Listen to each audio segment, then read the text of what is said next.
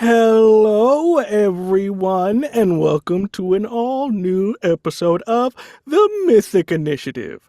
I am your humble keeper for these preceding evenings for this finale. But with that, I have a bunch of wonderful stars and co host cast members here. So please, take it away. Oh my god, hi! Did you forget about me last week? Hi, my name's C. I use they, them pronouns. You can find me making very trans on the internet. Huh. Yeah. Yeah. I make more people trans on the internet. So I'm playing Eden tonight. Are they gonna die here and now? Who knows? Maybe. One can only. Vin, do you want to go? Because I'm doing real bad at this point. Okay, bye. Tag me and Bessie. Yeah. I got you. Okay. All right. Oh my god, hi. I'm Vin. I've been VoxV8 on Twitter, and I'll be playing Heaven, the Fallen. Nothing to worry about because I'm perfect. Isn't that right, CJ?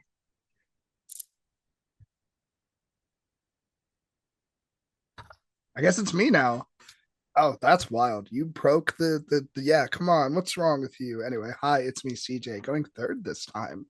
I play Vic, the one who never dies, actually. She's so good at being alive. Think about that. We don't fridge our women here. So, and I'm gonna pass it to Mizzy. Why did you have to think about that so hard? Hello, everybody. My name is Homna. I use any and all pronouns. And today I'll be playing Mizzy, aka Misfit, who uses he, they pronouns. And Misfit is the summoned.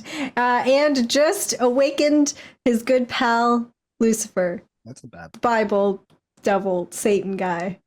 And we're friends. And this is a bad. good. I don't think you're friends. I think No, you're it's a good. manipulated. No, it's a good choice, actually. And over to you, Chris. As you This can is a see, nightmare. everyone's on point today. Yeah.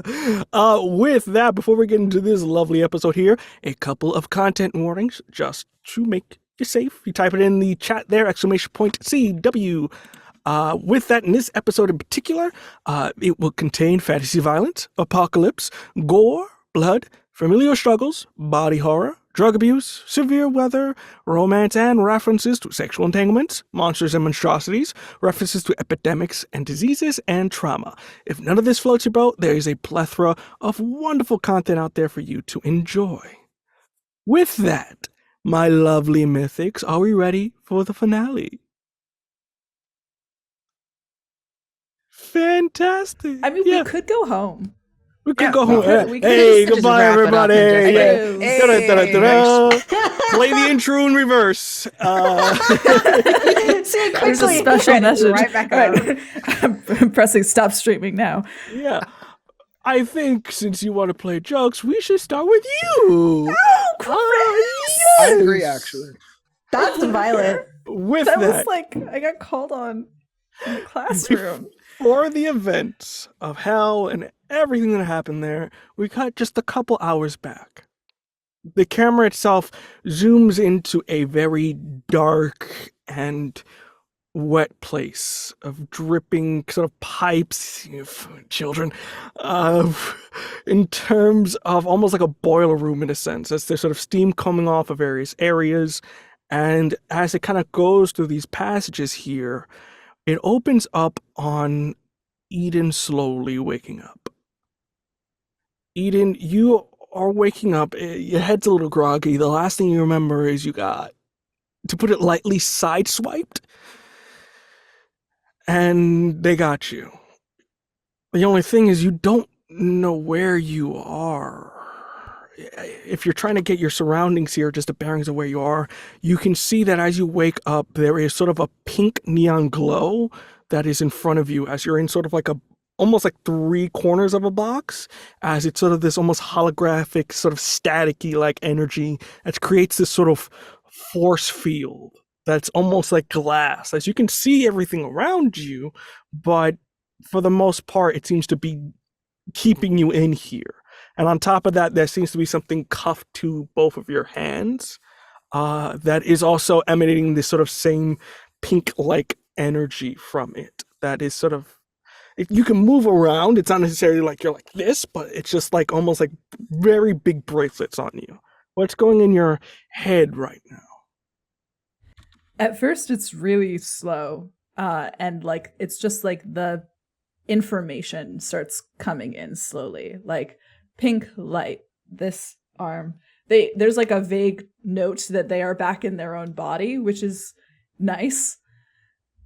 And then it's kind of a like extension of, oh, there's a shackle and a chain, and where the fuck am I? And it's like immediately Eden tries to stand up as fast as they can, like probably pulling, and immediately like, going for this force field. Just like full tilt, full throttle. No brakes. Yeah, you're kind of are you like charging at it, or are you walking up? There's I think like a like fly up, right? And then there's a hiccup of intention there, as I think like they're clever enough probably at this point to know that that is going to hurt them. So I think they'll walk up.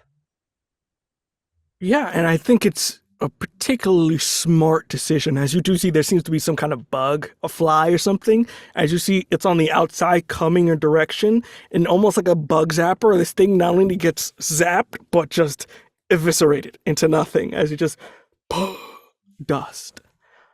Whoever wanted you in here really wants you to just stay here. There's a moment. And then Eden tries to turn one of their arms into sand to see if the cuff will come off. Surprising enough, it does. You see that it does just come off, and both of them are able to just leave on the ground. But even with that, as you're sort of getting your bearings and moving about, you hear a voice from one of the dark corners just sitting down, just speak up. And the very familiar voice of Edie kind of appears out of the darkness and kind of goes, "You can get out your bracelets, but they're not going to be leaving that room." Are they on the same side of the wall as me or on the other side? They are like on the opposite, almost like if somebody was, you're talking prisoner glass kind of scenario. They're on the other side. Mm-hmm. I told you once before it doesn't have to be like this. Where am I? What did you do to me? Where are the others? I think you see there is a sort of eerily calm aura to them, that they don't respond to you immediately as they are just getting ready to smoke something. As you see the shadows kind of act almost like of extensions of themselves as it picks up a lighter and lights it. As you can see their face before they toss it back aside and slowly begin to make their way up. And I told you the last time I see you what would happen. And I told you that I couldn't. It won't. I've defied fate enough times. I would do it again. And again. And again, and again, and again. Funny thing about fate is that at some point you piss it off too much, as you see they begin to walk around. And what's that supposed to mean? It means today is the day that you and the rest of the initiative learn a very valuable lesson. That you don't always win. I don't think we have one. You call this a victory? Our sad, traumatized, fucked up little lives. Even when we burned down the curators, all of them, didn't feel much like a victory. Felt like survival. I'd like for us to win one day, though. Been working on it. I heard you're much more godly now. I do wonder, just a question in my mind, especially for a person of your personal history. Do you feel satisfied in any way, shape, or form? Because when I look at you right now, you see they kind of stand back and reflect. You somehow just ironically feel unfulfilled. Well, You and I know that well, don't we? You and I are never quite satisfied, especially not apart.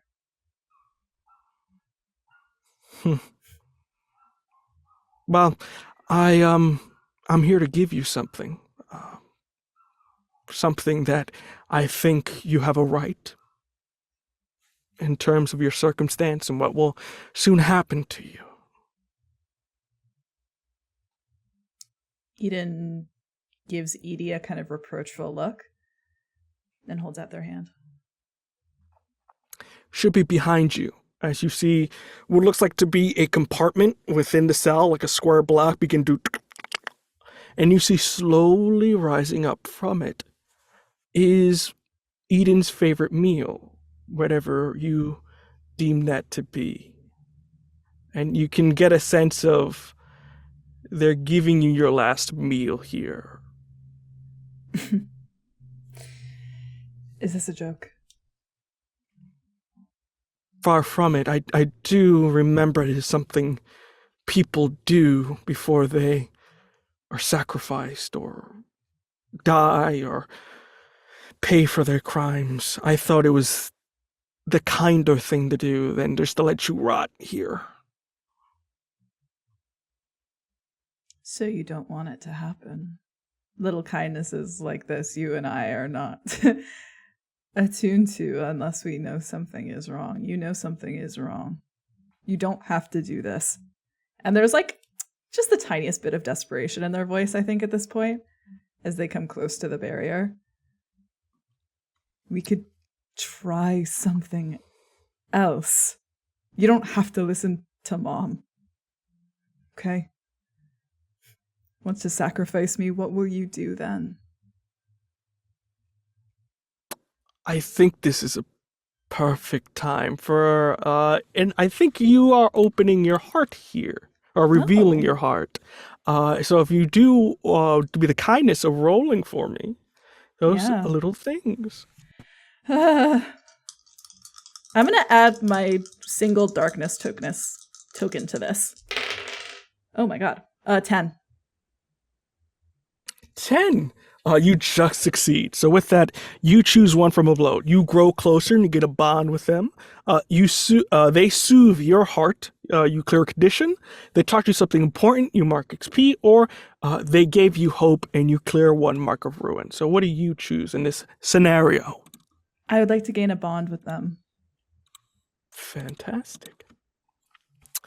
As you kind of do that, you can see on their face that it's that same sort of, not necessarily addiction, but more of that feeling that Eden has always had of wanting someone to accept them or someone to have a life that isn't fucked. And you can see that even though they are a completely different person, they are a completely different being altogether that you don't understand, at the end of the day, they're still your heart. And you can sense that yearning in their look as they look towards you. I get it, You align yourself with someone more powerful than you because you are small and you are sad. And most of all, you are scared. I've done it more times than I can count. Given my heart, my soul, my power to something that I thought would protect me. Sometimes it does, sometimes it doesn't. What if we were strong enough to protect ourselves? Together. Just think about it. And as you see, they're thinking in their face. Before they can utter a word, you hear something almost like if they had claws against metal, is tapping on it. As you see coming out of one of the other corners is Mom, and they're almost more robotic, almost very predator-like form, as it is in a sense of almost like the sort of predator-like features of an animal, sort of fangs, claws, more slender, almost in the sense of like even if you touch the side of the body, you would get cut. But you see they're kind of hunched over due to the sheer height of where they are, or sort of the space they're in, as they kind of come down and go, well, daughter, I suggest you go and do something else. I have to talk with our little battery here. And you see Edie kind of fades into sand and goes away, leaving you with only Mom at the moment, as they are almost analyzing you with those purple neon robotic eyes. And Eden is analyzing her in return with those cold, lifeless chips of gold flame in their eyes. Well, You have no idea how long I have waited for this. I have a rough estimate. You know, I think it's kind of a pity it's taken you this long. I thought you were supposed to be good at this. Things do tend to change with calculations. When your 3 daughters betray you, it does tend to put a little bit of a wrench in the plan. Perhaps you should think more about why your 3 daughters betrayed you. They didn't understand. Mortals, the way of your world is vile. It is the words you would describe algae. They are nothings. And to be honest, you weren't meant to inherit this world. It was meant for greater peoples.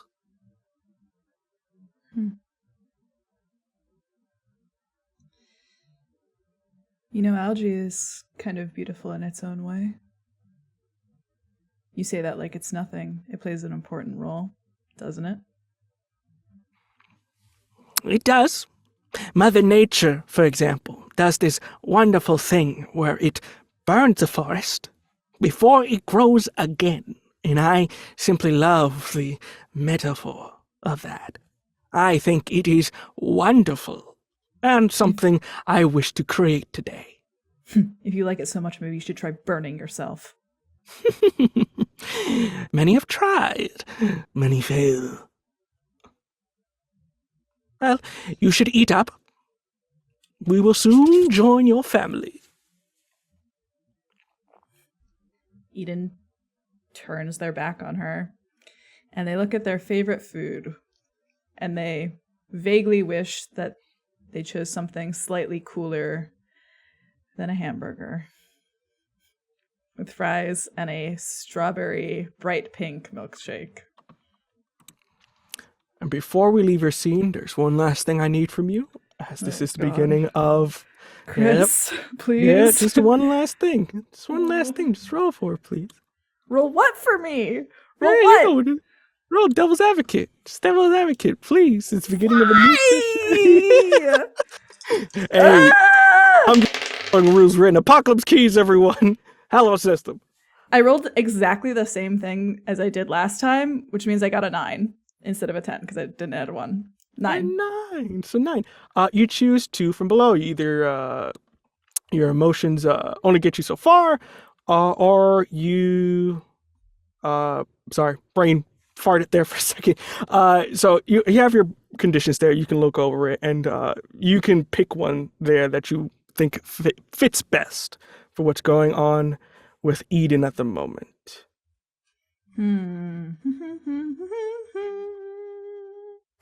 They revealed your destiny as a harbinger. Gain 1 bond with what the darkness demands of you. And there is something about Eden that has always been used as a weapon. Their magic, their power, their soul, their heart, their body, all of it. It has always been to maim, to hurt, to destroy, to eviscerate, to pull life out of existence and into nothing. And that is exactly what Mom is trying to do here, to use them as a battery to do whatever kind of fucked up bullshit to burn this world down and summon the apocalypse. And that is their destiny as a harbinger, to be the thing that eats, to be the thing that destroys. So I will gain a bond with what the darkness demands of you. And I will, if I can, gain a... I will clear a condition. Fantastic. That's what I'll do. And as you're kind of eating, you do get this overfilling sense of dread that something terrible is going to happen today, as your mentor is almost, in a sense of, if you were going to give somebody bad news, it's almost in a sense of they're preparing to let you down. But you do get a moment as the camera cuts back forward more hours as we find ourselves in the middle of an aftermath of a hell of a battle. We have Vic legs, arms completely lasered off. Enid, you are still alive, but you're breathing very heavily as you were shocked at a consistent rate.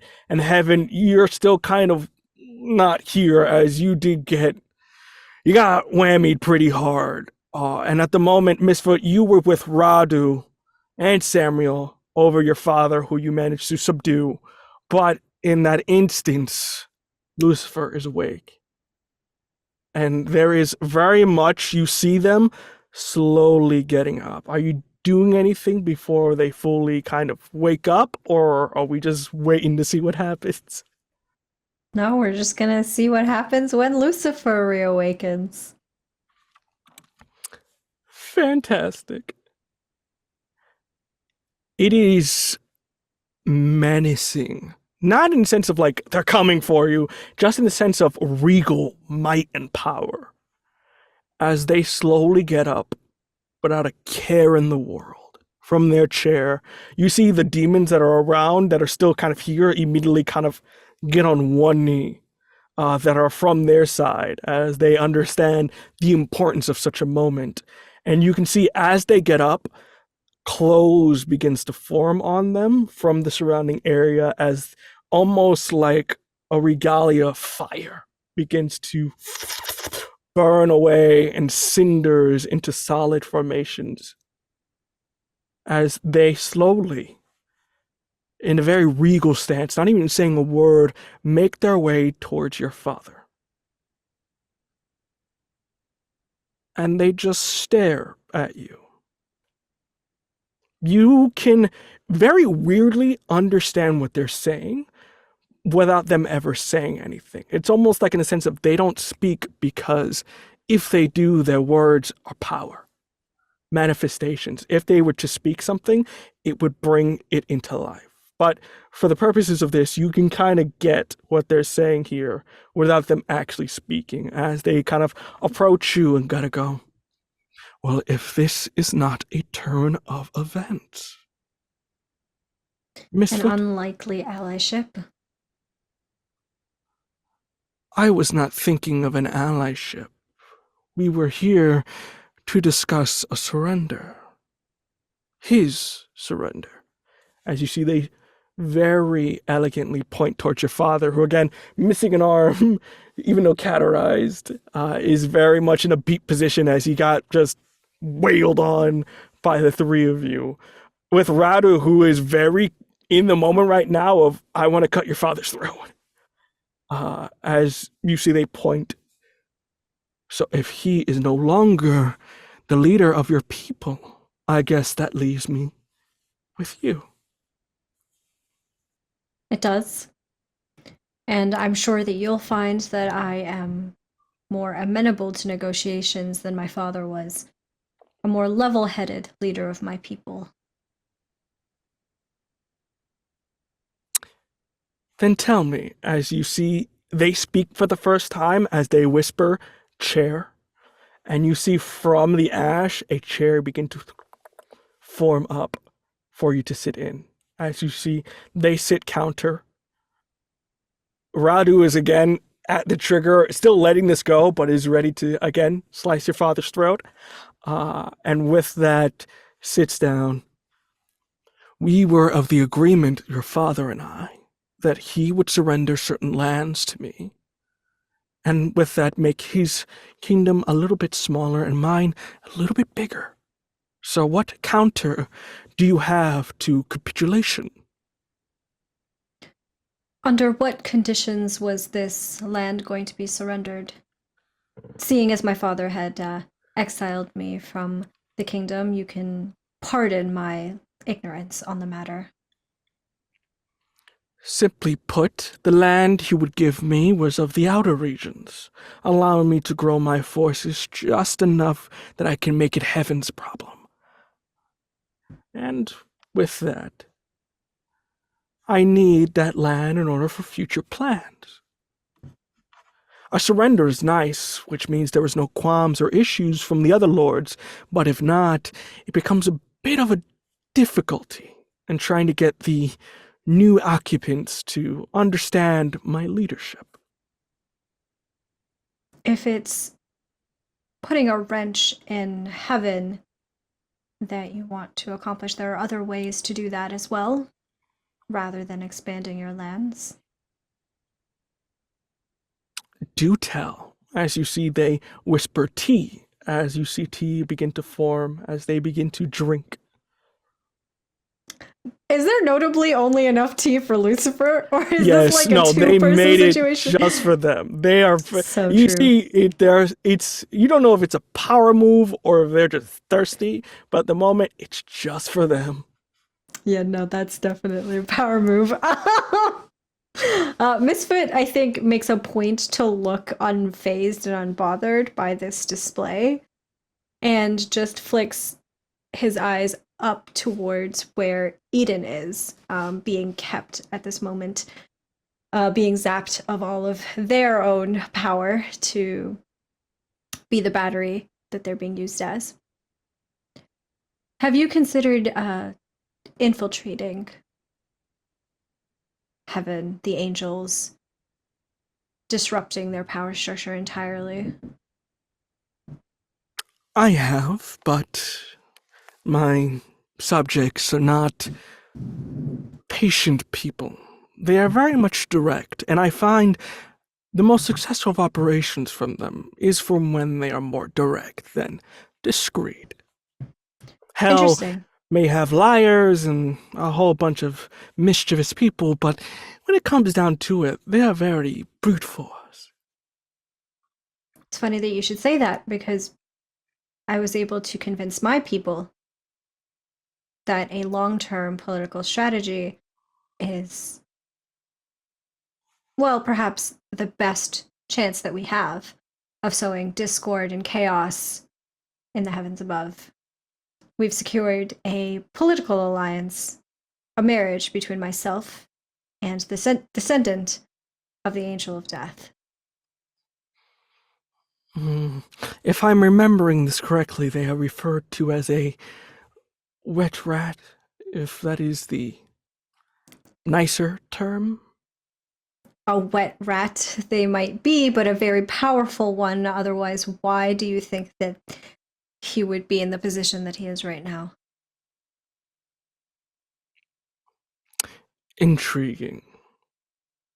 I do like these ideas. I'm not opposed to a little bit of celestial upheaval. And you can have him. And Misfit just gestures with his head over to their father. We have no need for him here in our lands anymore. Does that mean I get to, as they do a motion with their finger across their neck? You can do as you feel fit for your own sense of justice amongst your people. As you do say that, there's two distinct reactions to this. First one was this Radu, who was very much of the mindset of, wait, I thought we were killing your father. Are you lying? And the other one, which is a little bit harder for you, is your mother, who is from across the way looking at you of like, what did you just say? As you see Lucifer now gets up and gets uncomfortably close to your face to reassure the words you're saying out of your mouth and understanding what it is that you are proposing here. Are you sure you want to give up your father?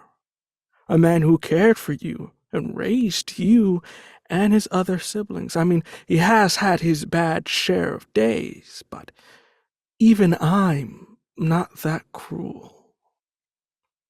Then I'm sure you won't do anything cruel with him. Correction, my father didn't raise me. My mother did, for as long as she was around. My father pitted me and my siblings against each other, used us for his own gains, whatever those were. Not really quite sure, and then exiled me, left me to what? Fend for myself, to die amongst the mortals? I'm not really quite sure. Either way, this is not a man who is fit to call himself my father. So yes, you can have him. And you can do whatever it is that you feel is appropriate for his crimes. There is a deep grin. We had paperwork, but I feel an agreement of this power just requires a good old handshake. As you see, they slowly, almost like their muscles are reawakening from years of atrophy, extend its way slowly out to you, waiting for only a handshake. As your mother is looking at you, and Radu has rage in his eyes of if you will betray him in this instance after everything he has done to keep you all safe and in the loop. Can I ascertain any can I ascertain the consequences of, like, magically speaking, of this handshake and whether or not Lucifer's lying to me right now? Can I? I will tell you the lying one. I will give it to luck here. So first I'm going to deal with the everything out. In terms of magically, this is a good old-fashioned handshake from a demon. This is as good as a binding contract, which means you can't break this bad boy. Once you give up your dad, you're giving up your dad. Everybody else in the room has their own agendas, but magically speaking of this handshake, it's a done deal. And breaking it means you gotta go to war again with these people. So that is the consequence of that. In terms of whether they're lying to you or not, especially that you're still kind of awakening, I will ask even or odd from you to see if it jumpstart, and you can pick this up again. Odd. Odd? Fantastic. Even. You do not know. It's still not on. And again, the way they hold themselves is a regal mystery. This is royalty in a way that you've never seen. As you can see that in their head, they're calculating moves ahead of you and is able to shadow their little plans that they may have for your father, whether it be him alive or dead. And also, what does that mean for your siblings, too? That's the other thing of concern. I think Misfit looks at the hand and looks up at Lucifer and says, if you choose to end Iblis's life, I only ask that you allow my friend here to do the deed themselves. As a kindness. Misfit, you vex me in all the right ways. I will say your father is not good to me dead at the moment. I will tell you that truth. But he is mine. So he will not be harmed, but he will be mine. Are you agreeable with that? But if he is to be harmed, his life to be taken. I have Radu's number. Then yes, the terms are agreeable to me. And Misfit will hold down their own hand and shake Lucifer's.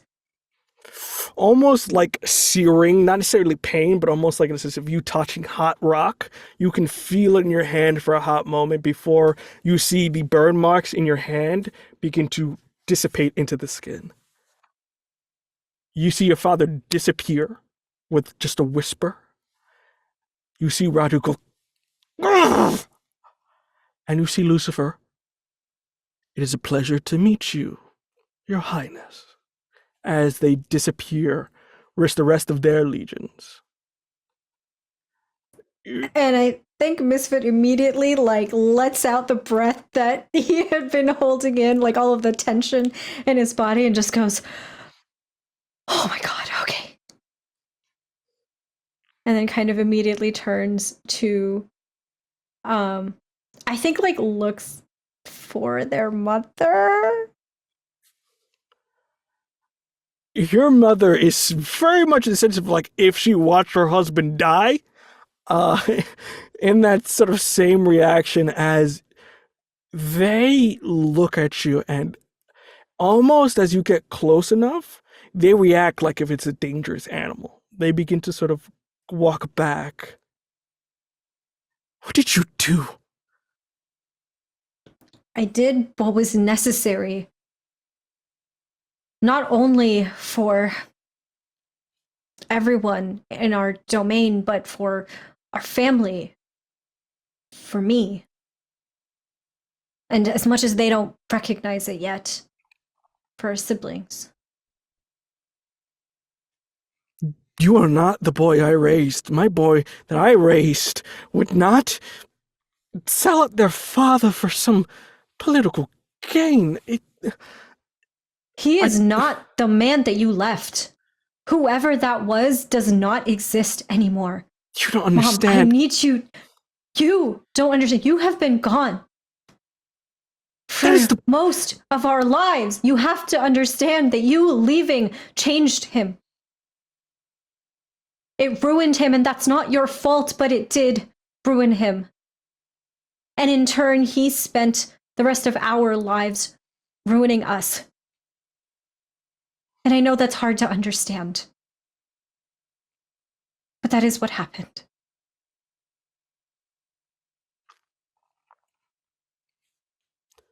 You see, they can't form words of just the betrayal that's happened.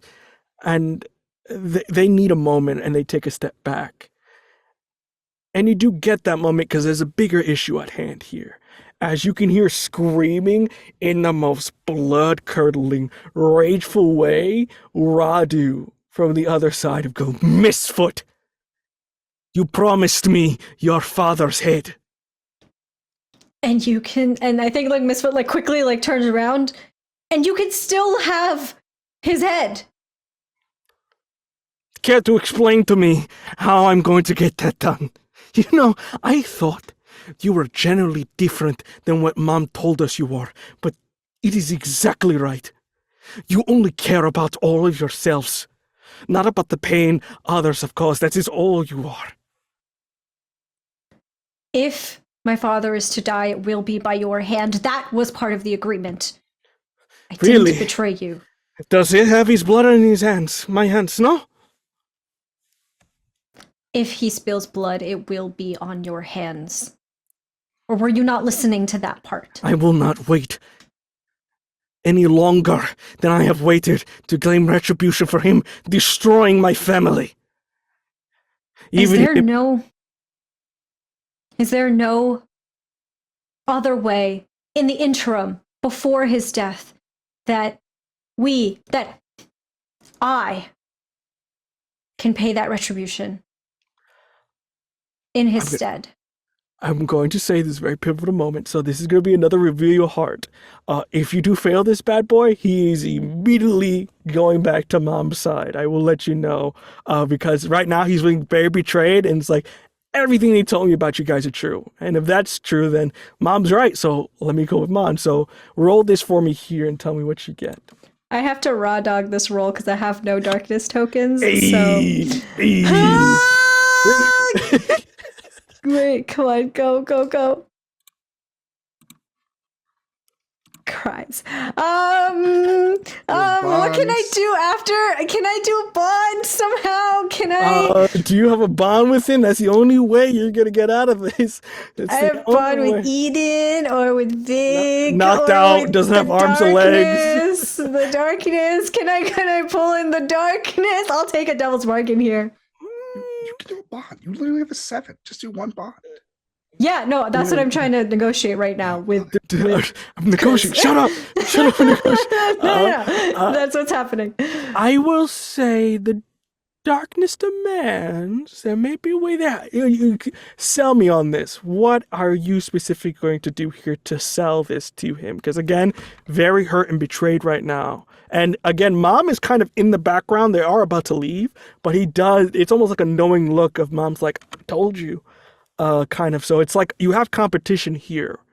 Okay. So what are you going to do here to convince this man who is close enough that you're in speaking distance between Okay. each other to join your side still? The darkness demands of me to embrace and strengthen my prophecy. That is one of them. And my prophecy was to be the harbinger of the apocalypse. And last time I said that I was meant to bring the apocalypse to hell. And so I think the way that I am going to try to convince him using sort of the darkness and that leaning into that prophecy of apocalypse that Misfoot was born to do is that I will offer to Radu that whatever retribution that he desires from my family, from my father, from my family, I will be able to give him by tearing things apart in order to rebuild them in a different, better image. Apocalypse requires destruction. And truth be told, our family needs to be destroyed in some way before it can be rebuilt. So whatever it is that he requires as recompense for my father's crimes, I am amenable to. I think he holds his knife that he kind of has close to your throat, so much so that you, Edie, could see this from a distance, give you a slight heart attack, just like, don't you fucking dare. As you can kind of see what's going down, but you can't really do anything yet. But you see he looks you in the eye. Are you telling me the truth? True. Yes, I am. You see he thinks it over in his head and immediately just takes his knife and throws it on the ground. He picks up a boulder just out of anger and just throws it, but you've sated his lust for now. As you see, he's just letting it out. As that is going on there, for my other folks that are kind of in dire straits, I'll go with Eden first, because you're kind of the first one to wake up. Unless you don't want to. Stop bullying me, Chris. Give me a minute. You miss an episode. So with that, I'll go with Vic first then, as you are kind of currently... You're coherent. You do have a little bit of phantom lib going on, as you're like, let me just get... no. You're very much... They're kind of gone. So what are you doing in this moment, as you're kind of in a tough spot? I think Vic is laying there. Has been laying there for this entire time since losing to Mom. I think Vic's eyes have been trained on her the entire time. You said she's in the room, right? She's like floating in the air. You could see there was even though it's a robot, they can still make facial expressions, and there's just the most asinine expression of like, damn, I thought this was gonna be harder, and it wasn't. And I think Vic can read that on her. And I think Vic is like almost like a caged animal, because she can't move. She is just kind of shaking in rage, shaking. And I think mouths all over her body are kind of like reacting in that rage, kind of like nipping. If they could jump forward, they would. And I think just she realizes that she can't do anything right now. And she'll yell, "Aren't you supposed to be fucking leaving?" I am. I just wanted to see your eyes when you notice the grand plan going right. As you see slowly behind her, even in hell that has its own kind of light, is beginning to eclipse. That is something that has never happened before. As you can hear, the various demons are going, well, that's not good. and sort of almost like panic among people here as you see they kind of laugh, bow, and fly away at the fastest pace they can. Yeah. I'm assuming there's like a portal close and it's just us left in this room. And Vic just is kind of like rolling around a little bit, probably rolls upon her stomach to like get a better look at everyone else in the room, sees Radu raging, sees Eden picking themselves up after being used as a battery, Misfit who's just reasonably sold out their family twice over. Are we just gonna stand around? But we clearly have something to do. Someone fucking help me up.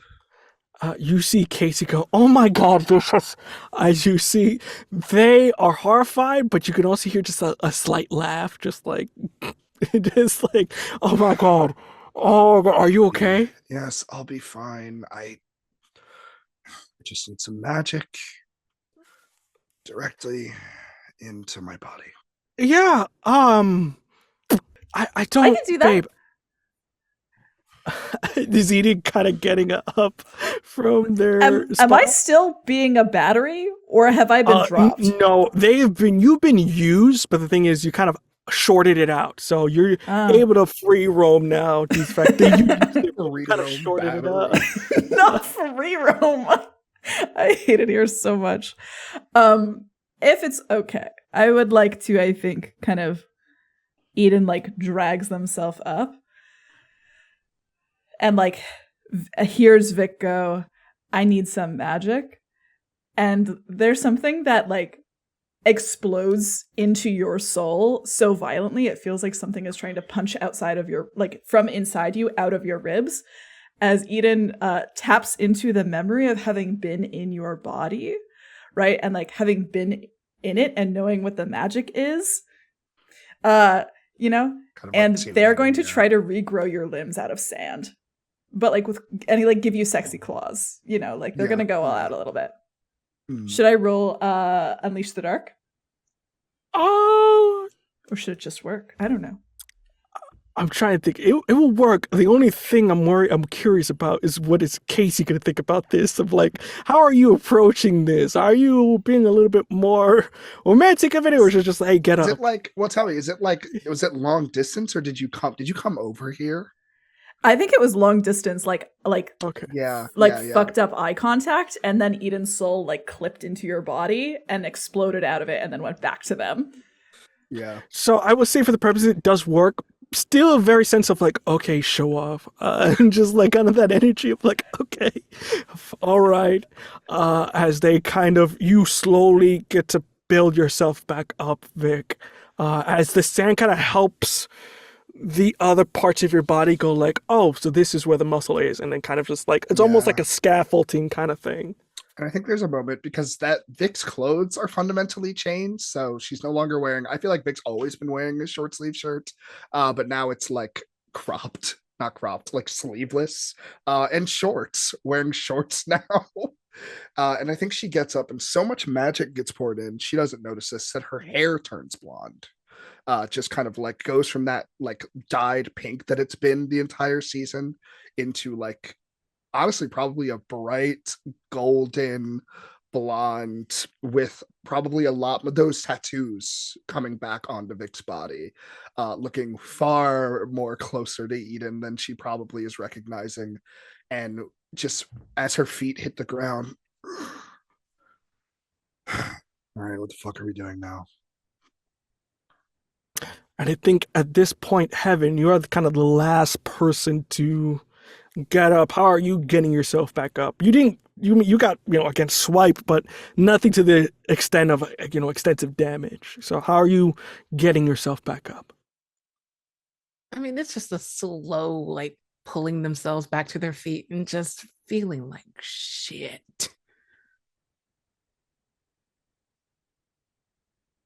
Nothing more, nothing less, just shit. Fantastic. As you guys all kind of pick yourselves up and get together, you see the eclipse is slowly happening. It's almost a sense of it's not, very fast as usually a normal eclipse is, which means that something is coming into the space here. Yes, Eden. Can I try to figure out what my magic was fueling?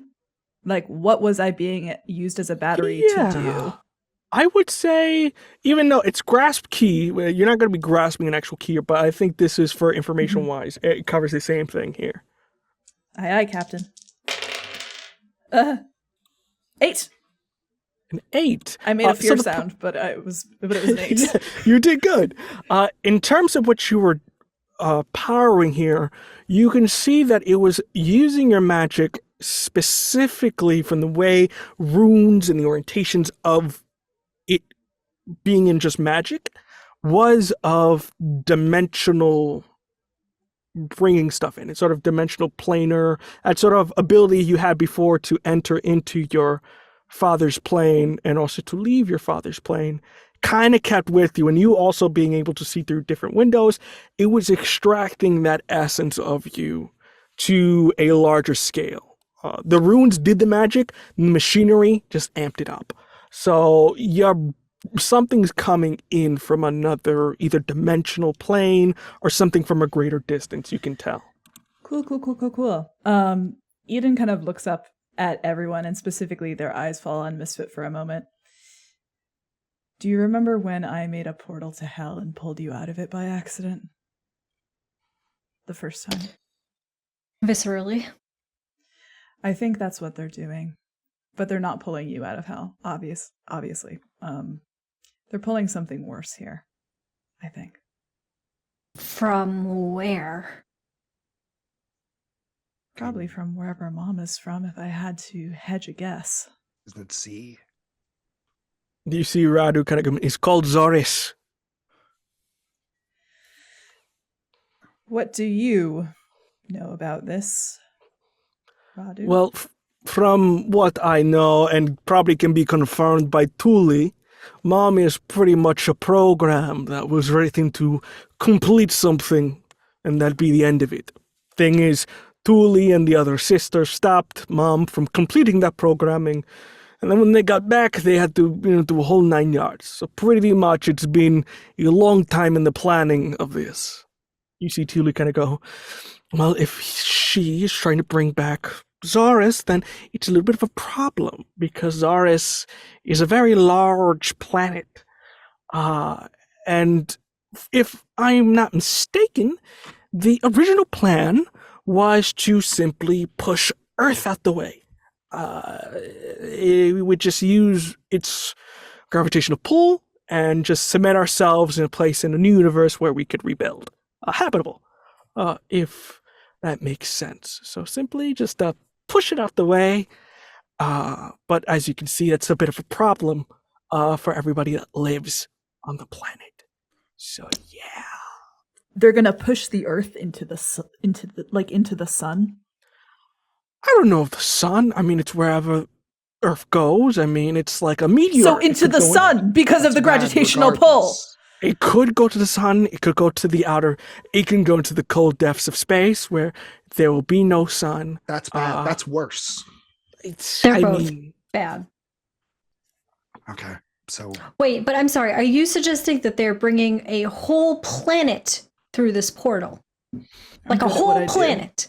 I mean, you are powered by the stuff, so they're bringing it on in.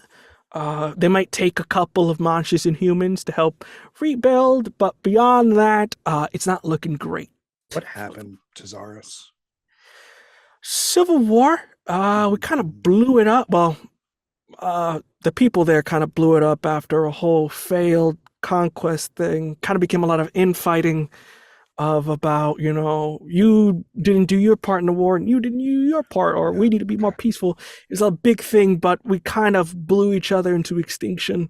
Me and my sisters only survived to the fact that we were kind of capsuled into space to act as scouts of a sense and just prepare in the eventuality if something bad was to happen. Is we're the backup plan, the backup terraformers. So. Right. Don't know why she just wouldn't take Earth, but that's neither here nor there. I think it's more, that was the plan, but I think from the zealousness and sort of the different programming, I think she wants Earth to die. It's kind of a... Mom is an AI, but the thing is, it lived for so long that its programming had to adapt, and when you have adapt, you have variables and errors, and then certain things happen, which me and my sisters were like, this is not good. And we tried to stop. And we did, but then, we awoke. So... How long until the planet's here? And Misfit looks at Eden. It's already here. It's on its way. And they point at the eclipse. Okay, so how do we put it back? You brought it here. Can you maybe undo that? Maybe. I've been trying to undo the magic that brought you. I could maybe try to use something like that, some kind of ritual to put it back, but we'd have to fight Mom. We'd have to do something now. We'd have to get somewhere very powerful, very, very, very, very. And Eden starts like pacing, which is, I think, the most stressed anyone has maybe ever seen them externally. Like all of the variables are leading to inconclusive results, and they are actually starting to grasp at straws. Like, it's theory and relativity kind of like it is, but that's not the only thing. As you see, Rado kind of steps up and goes, yeah, but that's problem number one. Problem number two is dealing with Mom. You may stop them now, but what's going to stop them from doing it again and again and again? You gotta take two birds out with one stone. So we're gonna break Mom and break a planet? Don't think we have to break the planet so much as just prevent it from breaking this one. Okay. The only problem is I don't know where Mom's core is. Do you know anything? Mom's core? What core? Yeah. AI, you'll notice how she constantly uses a lot of robotic bodies. It's not actually them. They're more like remotes. So... Aussie. See. Yes? You wouldn't be able to tap into Mom's network or anything like that, would you? Well, I could. I mean, do you want me to?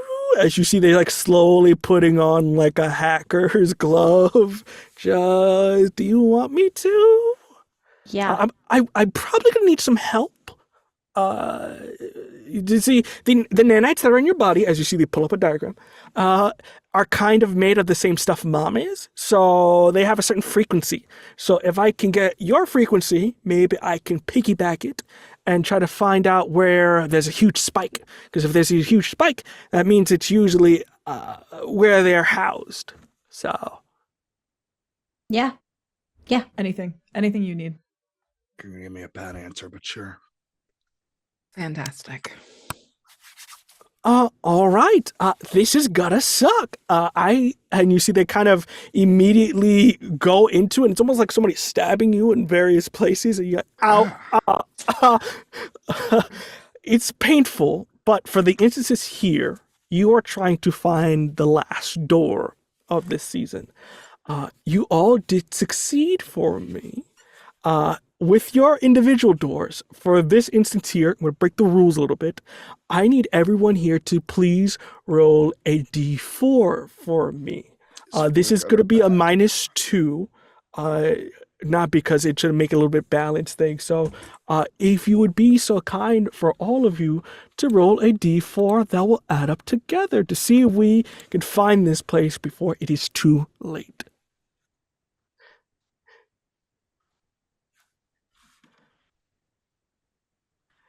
So I'm getting 8, 9, 10, 11, 12, 13, 13 -2. So 11, which is still an overkill? Is that bad? Overkill. Oh no. I'd rather overkill than underkill. Yeah, that's true. You reach the door moments after the Harbinger has unlocked it. That's bad. So we keep that on the back of our minds here. As they are doing this, the poking and prodding stops for a second. And I will say, as they're sort of getting their bearings together, is there anything that we want to do here before we move to the next scene? Could I what if I got we got bonds together. Could we just like slap two of them bad boys on? I'm going to say the purposes of this. That's To fine. be straight up. But is there anything in terms of talking wise that you want to get done here before we move on to the next? No. Fantastic. With that, you guys are kind of recuperating, getting yourselves together, and Asi's doing a little bit of magic. I think in that time, you see Casey kind of go, I'll be back. And maybe about an hour or two later, you see that they come with a number of division agents to help. As you don't know where you're going, and they bring maybe like a battalion with them, so it's a good amount of people. And on top of that, there's a couple demons that are like, "You're our lord now, so I guess we're going with you," and kind of are on your side. With that, Asi finishes the computing and just gives a very big, Well, that's interesting. Interesting. What does that mean? Would the lovely division agent give me a teleporter or something of that nature so we can get on our way? Where are we going? I feel like I don't want to ruin the surprise. As you see, they slowly are backpacking. It's almost as if they're putting a backpack on and sort of getting themselves ready to go.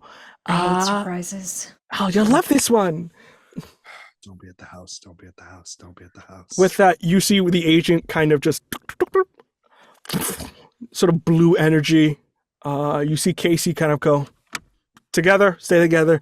Don't split up, whatever you do, and don't freak out. I'm looking at you. You see one of the guys just like maybe a first dayer and just like, yep. And they go in first. I will say the demon's gonna go, well, we only live once, and kind of go in. Radu for sure goes in next, along with Casey. I think the only person right now that is on the sort of maybe is Thule at the moment. And I think very reluctantly they go in, as they are like, I can deal with family stuff later. This is important.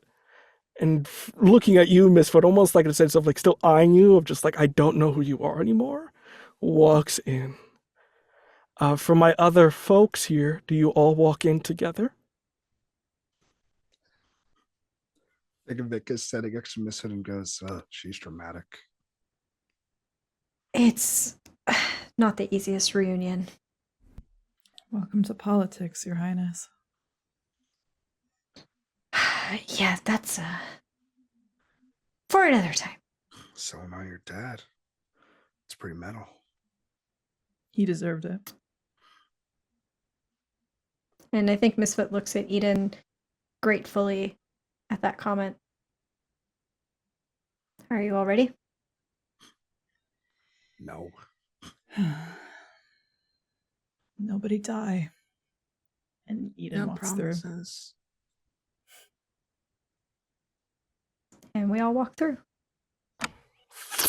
It is instantaneously, as you don't really feel any of jet lag or anything like that. And for you, Eden, you immediately get a similar sense of like, this probably is the right place, as you feel, as you walk on it, sort of the hard, cold steel that echoes with your footprint. And as you guys are all in what looks like to be a slightly darker place, you see there is a window to the left of you. And as you walk to it, you begin to get feelings that you are familiar with. Specifically, you feel pressurization of air. And as you look out the window, it makes sounds. As you see the little blue planet known as Earth, as you are orbiting around the space of it, as the camera zooms out, and you can see what looks like to be almost, the camera itself can see invisible, like that no one would ever see it, of a ball of mechanical energy that is orbiting around the Earth like a space station, just watching its little efforts. And it becomes clear in your mind, how did Mom get so quickly where they could? How could they not be detected on this place? How did the a-holes always manage to find you? And it makes sense. They were able to see everything from their little tower in the sky.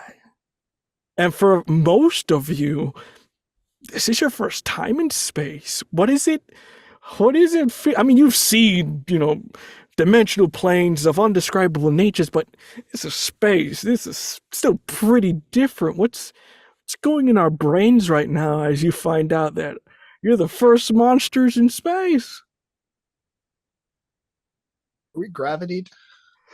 You are gravity, so you're first of like you're like immediately almost like a reaction of like no, you're fine. So you're gravitied, you're pressurized, which means that there's air circulating in here. But it also means that if you crack a window in this thing, it's gonna be bad news bear. Eden looks at the earth and goes, "Oh my god, it's round." Did you not think it was? Anyway, You see several soldiers are like, come on. They're just like it's the you're like, 80s. "Oh." Just I'm sorry, it's Eden been did a not go to flat school. earther. Eden did not go to school. Bruh, I can't. So it's not that Eden's a flat earther, it's that Eden just didn't know what the Yeah, shape no of it Yeah, education. they had no idea. They're like, Fair it enough. You probably never looks saw a like, globe like ever. Horrid. they were like, they just make it like that for fun, I think. But they don't make it any other shape for fun? There's It's maps. because people need more fun in their lives.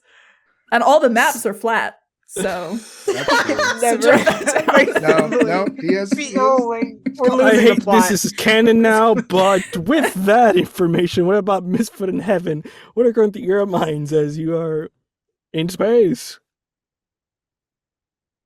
Misfit has done some travel between, dimensions and domains and planes in the past. But I think this is the most disoriented that Misfit has been traveling to a different place. Especially looking, I think, outside of the window and seeing just like the little tiny speck that is Earth and then a whole lot of nothing is a lot. And he just kind of like looks, I think, like trying to find the boundaries, the edges of space which don't exist. And it's a lot to wrap their head around. In Heaven, what about you? Heaven is short circuiting from that bullshit that just came out of their twins' mouth, honestly. They're just gonna enjoy the majesty of space in silence. It is majestic, and even though you have seen all of you countless dimensions in space, you still feel pretty small in this moment. But that kind of dissipates to the side as you have to get focused, reorganized. As you see that Casey kind of pulls out something that almost echolocates as it kind of boom, boom, boom, boom, and sort of a makeshift map kind of appears of this space. You can see it is built like an orb, but inside of it is almost like a nervous system, so circulatory in that nature. With that, she kind of points, okay, so we need to get two things done here. One, you see she points more towards like the top where maybe cerebellum kind of area of the brain. This is where most of the energy is going. So for you, Eden, that is probably where you want to hold your ritual. That's probably where the machine is powering up. That's probably the best place for us to take care of that. It seems like everything else in here seems to be housing Mom. So the second thing we need to take care of, as you see they point down towards the bottom, which seems to be look like the engine room where there's thrusters. We need to crash this bad boy into Earth. From what we can see, it is not meant for re-entry. So if this thing enters in and heats up, pretty should be done. So we need to take out the thrusters on this and let gravity do its thing. So it looks like, I don't know if we want to go together on each one or if we want to split up. I don't know. You see Radu kind of go, I do not know if splitting up is a good idea. It's Staying my together personal. is a great idea. I Casey think so, also too. told us to stay together, so Fantastic plan then. We stay together. You see Casey go, okay, yeah, stay together, I guess. And then you slowly hear it on the intercoms. Staying together. That is the right answer for the wrong question. As you see Mom's voice echo through. I don't know how you little pest got in my brain, but I don't appreciate it.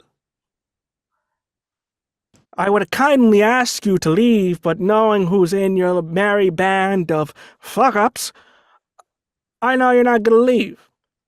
So, if you're gonna be in my nervous system brain, whatever you want to call it, I'm gonna have some fun. And I think immediately you see the ground before you, and you, Eden, start to realize that that thing popping out the ground was only like not even 1%, 0.5% of the capabilities of this place. As the area and corridors begin to, almost like a Rubik's Cube, begin to separate and divide you all. As you see, half and half are starting to break off. In this moment, the way it is going, it looks like Eden and Heaven are going to be on one side, and Vic and Misfoot. So, do you guys want to try to change that, or are you just trying to secure your people? In terms of the others, it looks like that Thule is on Eden's side, and it looks like that Radu is on Misfoot's side. So that's the kind of composition right now. And then a mix of Division and Demon, so you are breaking out. So are we doing anything, or are you just like protect everybody that's here? Because people will die if they stay in certain places. That is very rapid and fast the way this thing is building.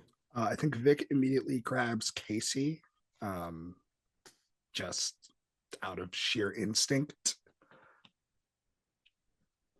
I think Eden reaches out and tries to send like sand and directions to push people as their brain is doing the math, and they like turn and like reach for Misfit, but it's like the one thing that's too late as it gets like cut off, and there are just like a handful of colorful grains of sand like at your feet as the like wall comes up between them. Yeah, just you see some people not as lucky. You see one guy trying to get up, and immediately, like a knife on a cutting board, as you see, immediately gets cut down. As this wall finishes and then solidifies into the ground. You can still hear the muffles on the other side, so you guys can still kind of communicate. But the way this room is oriented, it seems like it is just a hallway in one direction and a hallway in the other direction. So it looks like you have less accessibility than you had before. So is there anything you're going to do before you guys try to break out, as you see people are kind of screaming on the other side of like, are you okay? Are you okay? Yeah, I think Misfit goes up to the wall and just kind of like pounds on it for a second and says, is everyone okay on the other side? If you don't count the guy that got bisected, we're fine. Probably Heaven? count that. Yeah, I'll be okay. We'll be okay. Mom? I'm okay. I think we need to move fast. If we are in the nervous system, we are the viruses, and I don't want to stick around for the antibodies, so let's get a move on, people. I think, if I saw the map correctly, especially it being Z-Tech, there should be cargo pods, and you see there is almost like a quick message they're able to send off as you get a location of like, in case of emergency, like a teleporter room or escape. So when you're done with whatever you're doing, you head there as fast as you can. Whoever gets there first, you secure it and you lock it down. Okay, got it. I guess we are splitting up then. So we're hitting. Yeah, what are we hitting? The core, the That brain. was Eden. At the top? That's Eden, right? I will say, in terms of the way you guys broke apart, specifically, I'll double check here. Yes, so the way this did break apart, sadly, opposite directions. Mom is smart enough to see it's like, do-do-do. Heaven and Eden, you are a little bit more closer to the engine room, while my other two here are closer to the machine room. It looks like Mom is no dum-dum here, and was very strategic with the way they moved you. but it doesn't mean it's impossible. It just means it's harder than it was before. So, what's improbable if it was already improbable? Yeah, I think Vic kind of looks at the map and goes, God fucking Eden, how do I, it's kind of like screaming through the thing. How do I do the ritual? That would take at least 5.5 years for me to explain to you. Oh, fine, I'll fucking eat it. Good. You eat it. I'll put it back. Vic grabs Casey's hand and just starts running in the direction of the. Oh, okay. Stay safe and Don't Miss die. Fudge, yeah. as you see your mother kind of go, just in case, I forgive you and I love you. I love you too, Mom. I've missed you a lot. Don't Okay, die. Yeah, just begins to rush off as you can just hear in the speakers. Oh, welcome to my little funhouse. And that is where we shall take a quick break for a moment here as we use a baño, get a water, get a little snacky, as we'll come back to the second half of the finale. Until then, we'll be right back, everyone.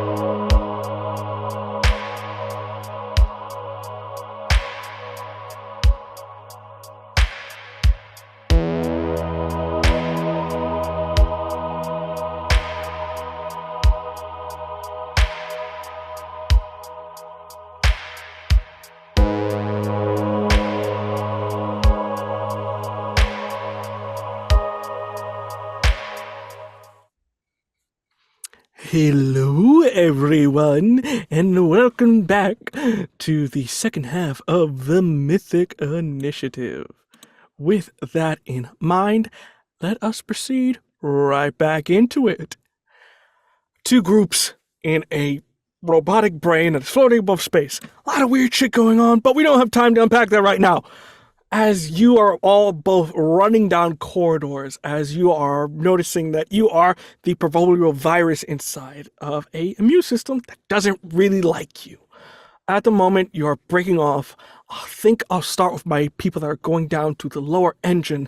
You guys are running across, and at a certain point, you are at a crossroads. But before you're able to think which way we should go, you see immediately coming down from the top parts, coming out, you see plasma is shooting out, and it manages to hit one of the guys that immediately gets one of, almost like a precise laser, very much like what you saw with Vicious, how they got cut. Same thing happens. These things are clean and precise.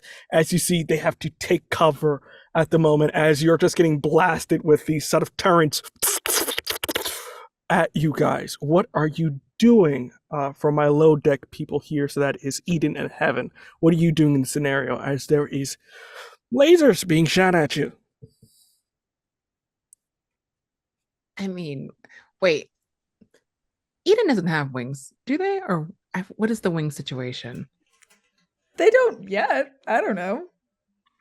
The night's still young. We can wing the it. night's still young. No winging it. No, I noticed. I just wanted to move as far as we could. I saw the away guns. from it.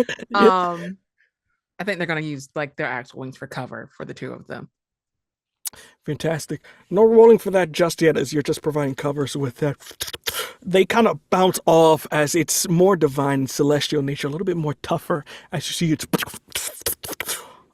as they're doing that, you see Thule kind of goes, "We gotta go this way." And as they're sort of pointing in one direction, kind of from behind you, you can notice that mom bots, if you're going to describe it, kind of like their sentries that they use, a little bit more plentiful, is coming from behind. So you are getting kind of boxed in at the moment.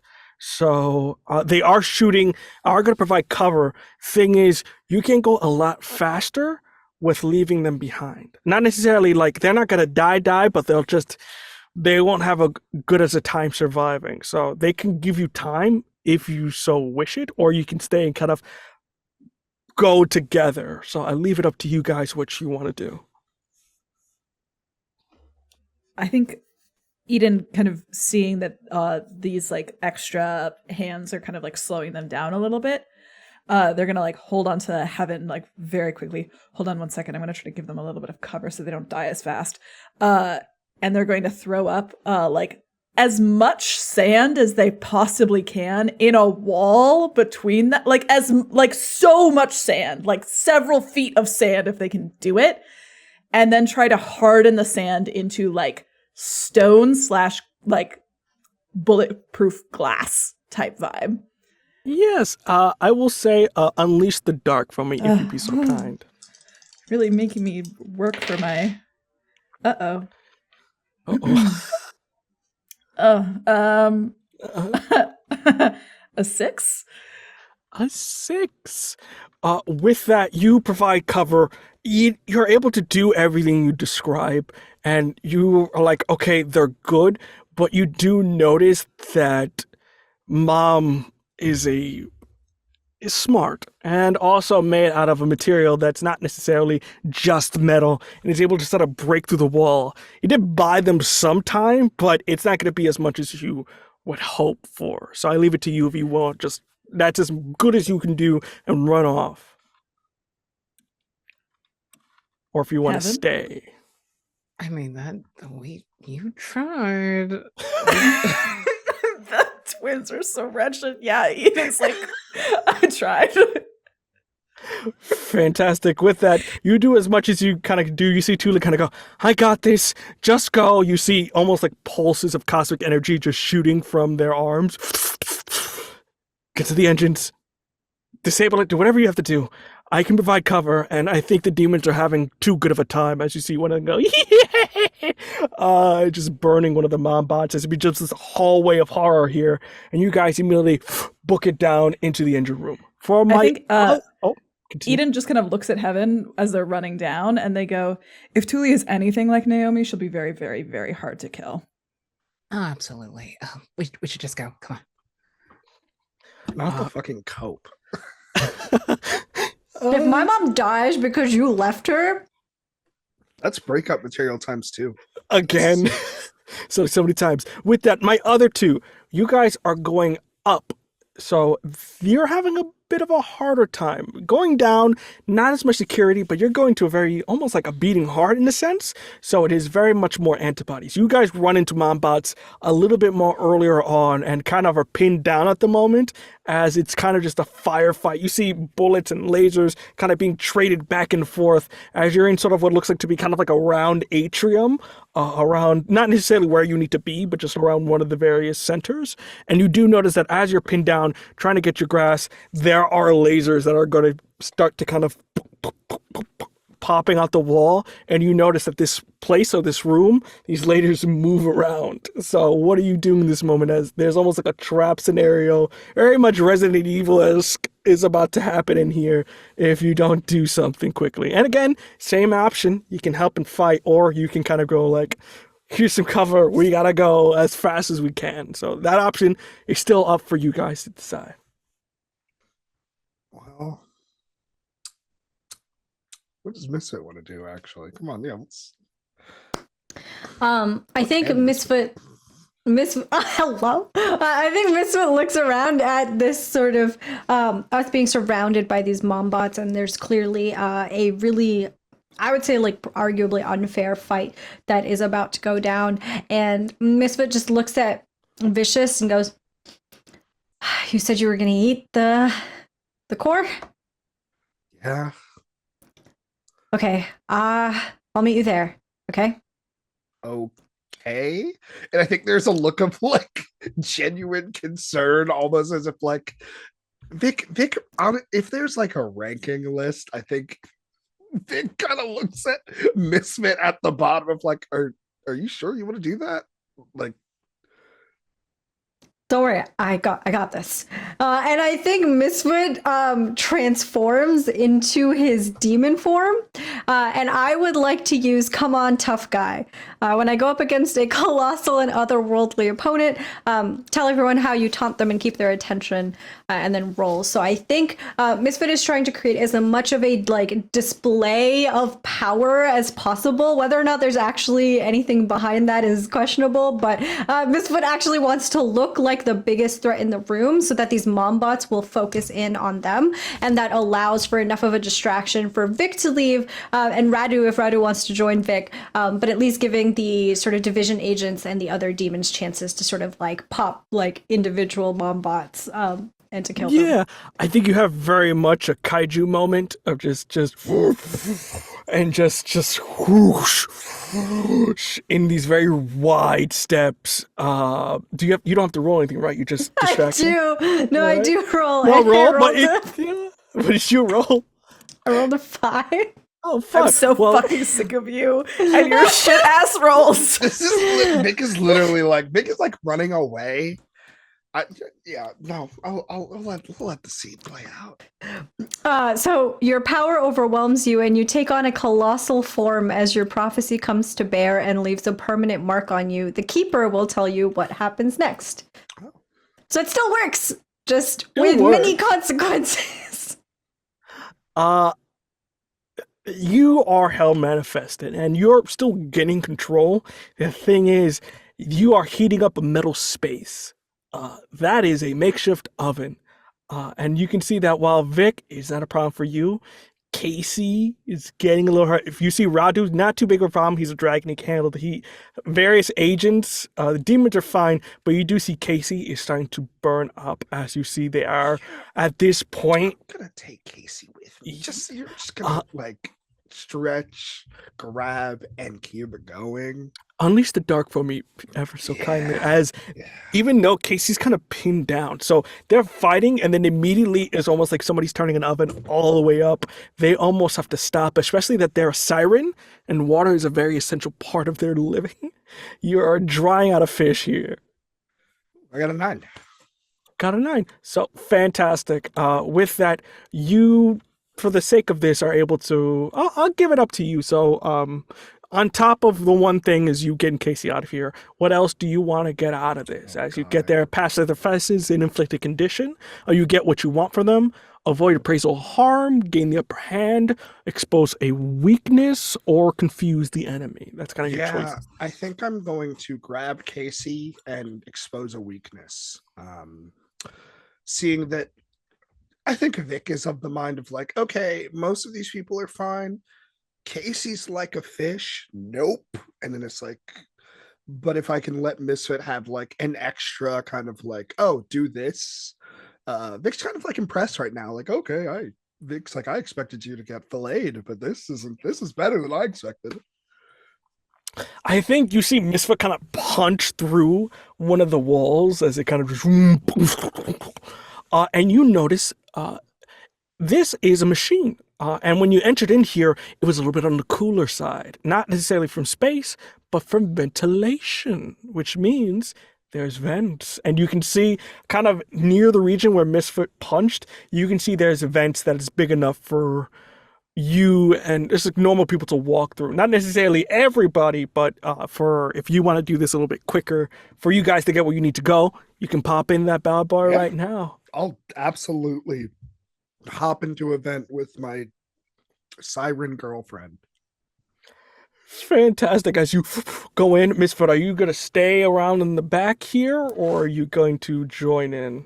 I think Misfit is going to stay for just a little bit longer, like just long enough to give Vic and Casey a head start towards the core. And then when Misfit feels like there's enough of a head start and all of that, he is going to like tell the other like demons and division agents to sort of take over and then start heading towards where Vic is going.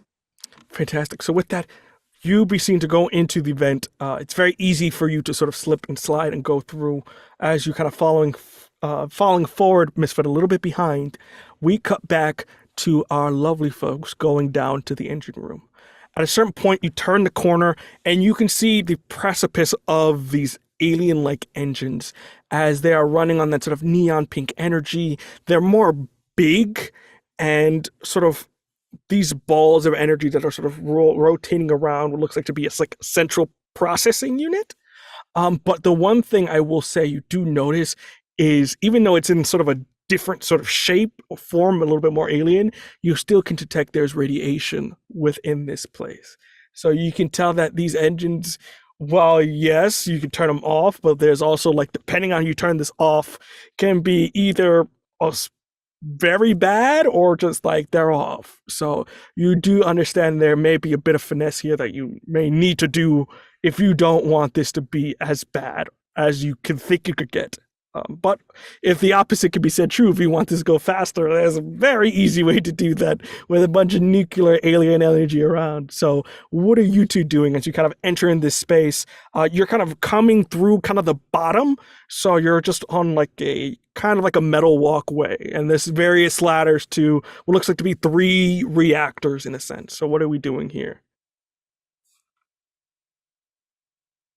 Okay, battery. What do you think? Big batteries. I could do a lot with these, Heaven. I could do a lot with them. Okay, that really narrows things down. Maybe I should rephrase. Should we just take 1 down, maybe 2, not all 3, because we're still in here? That is very important. Yeah, okay. 1 at a time.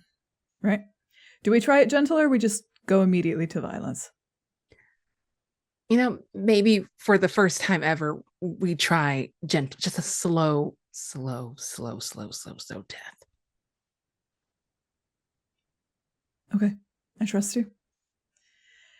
I trust you. And Eden is going to turn toward the first reactor Now, Chris. Now, Chris. Okay. I sense a proposal coming along, yes? I have a ruin move called Hmm. Tremble Before Me. I've never used it before. My words once swayed gods and broke the gates of heaven. When I speak in my true and ancient voice, all living mortals are driven to despair. When I unleash the dark to enforce my will socially or emotionally, I may choose to mark a ruin. And if I do, I treat the move as if I rolled an 8 to 10 and choose 4 options instead of 2. If I can misuse this move to try to draw the energy out of the nuclear reactors and into me, like harness it, like whatever that spark of otherworldly divinity that is inside of Eden almost like speaks through their throat, beckoning this power into their fold.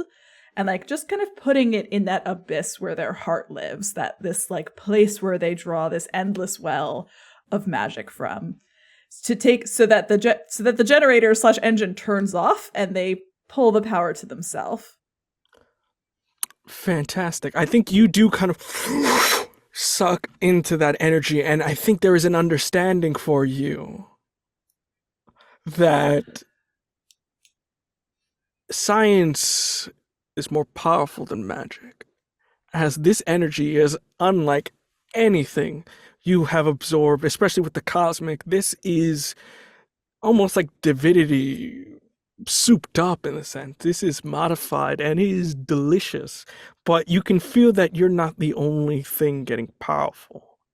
And in that instance, as you kind of finish up, you feel something come across in slow motion, punch you in the face with such might that you go hurling into not necessarily end of the reactors, but across, as you see Edie slowly making their way from the shadows, kind of very much like the Ring, crawling out of the darkness before they...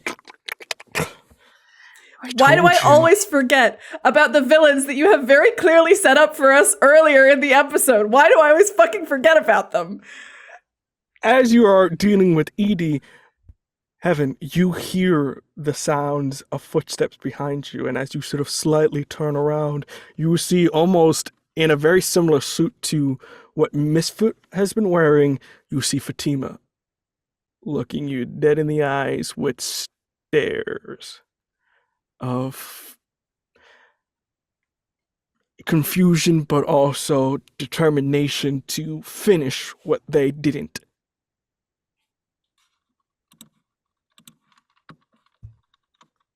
You know I can't do this. Then it makes it easier.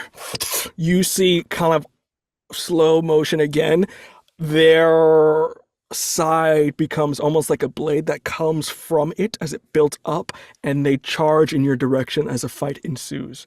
As that happens there, my other two, you finally kind of kick down, you, Vic, because you're kind of the first one through, you kick this sort of vent down and slowly make your way down with Casey, and you find yourself within this region of the brain that acts almost like a bridge. It's similar in the sense of like if you're in a spaceship, this is where the central command is, this is where they see everything, and specifically you see these pulsing electronic purple steel brain pulsing with this energy almost like if it's alive, encased in sort of a shield in a sense, as it is shooting out a laser from underneath it, kind of like a tile underneath it you can see, of what looks like to be the sky almost being forced open, as a planet probably about halfway through has managed to make its way through, as you see Zaris from a little bit of a different point of view coming in ever so slowly. And you seem to be the only ones here at the moment. There's a bunch of wiring. You can tell that the way they made this was very jerry-rigged. So in terms of like, they weren't planning this, which is good, bad, you don't know, but you already know that they weren't planning for any of this at all, which may give you an upper leg. But as you kind of kick out, you're here first, what are you doing? As you see Casey kind of has to find something liquidly just to splash on their face. You see, they find just some water, but it's more like coolant than actual water, but they use it anyway. Ew. We don't have to be beggars and choosers right No, now, I mean, okay? I can I- make water. You know Can that, you? I right? Like, thought you were fire. I thought that was I your can whole do a thing. lot of things. I eat other people's and I think Vic just like pulls out like rips off a thing that's not a cup, turns it into a cup, and like squeezes. It's kind of gross. Like squeezes her hand and water comes out. Is that sweat? Is that water? That's the thing. Drink it. Drink Okay. it. You see, And it's water, but it definitely looks like sweat. And I think and then Vic is like, okay, what the fuck? They put the wrong. I know she did this on purpose, and they put the wrong bitch here. How am I gonna eat this? Okay. And I think Vic is like opening mouths, but like, okay, that's not big enough. And then like tries to stretch it, and then it gets heavy, and she's like, can I break it? It's like she's talking to herself, but is also looking at Casey. I don't know what the fuck to do here. and I think as you say that, Misfit, you come in, but you both feel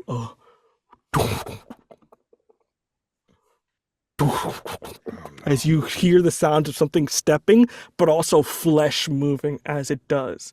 And as you see it hiding kind of behind the corner, you see what looks like to be maybe a 20-foot, 25 feet tall amalgamation of flesh that looks more like white blood cells and sort of this sort of deformed-ish face that's trying to keep it together. As you notice, Demise somehow got the brood back. Bigger and better as you just hear them bellow. Misfort and the vicious. You have come to die.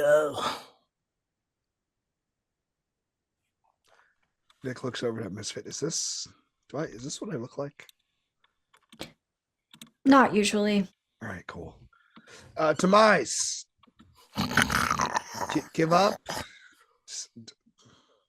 Look, we don't have to do this. You're right. I want to. You see immediately they shoot out of their body what looks like to be a tentacle that kind of almost extends like a stick and shoots in your direction as it just pushes you into one of the nearby machinery. And you see multiple arms go around snake-like coming to you guys' direction. So what are we doing in this situation as you're fighting this thing? Demise sucks so bad. I'm so glad Radu is on our side. Go ahead.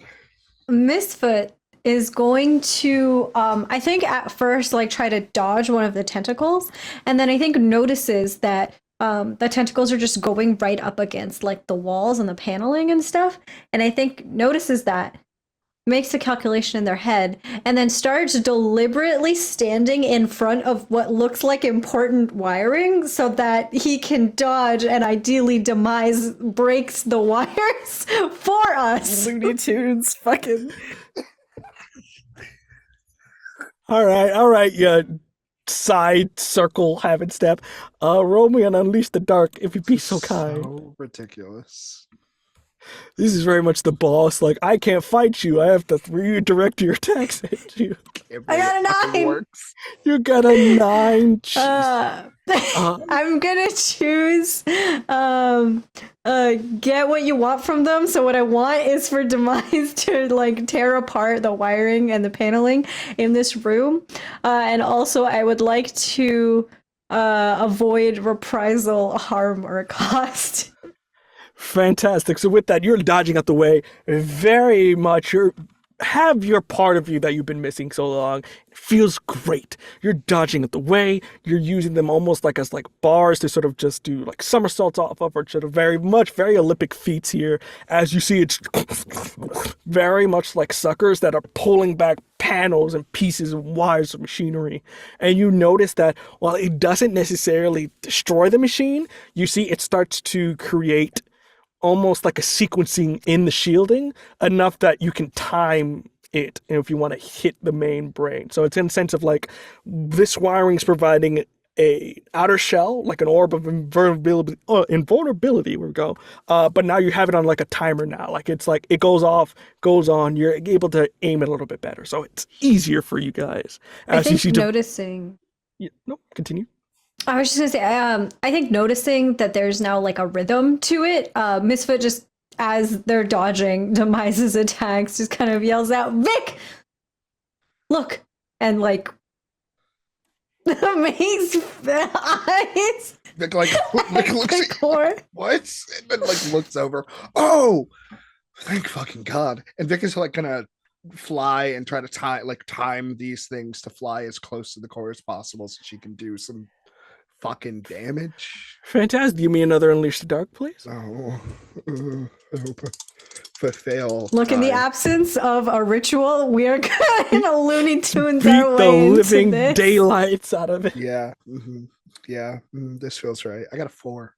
Do you have bonds? Do you have 4 bonds? I would need 4. I have 3 bonds, hilariously enough. With that, So no. And no darkness tokens. you try to go in and you see that it's almost like it has a danger sense as you see Demise kind of go, not now.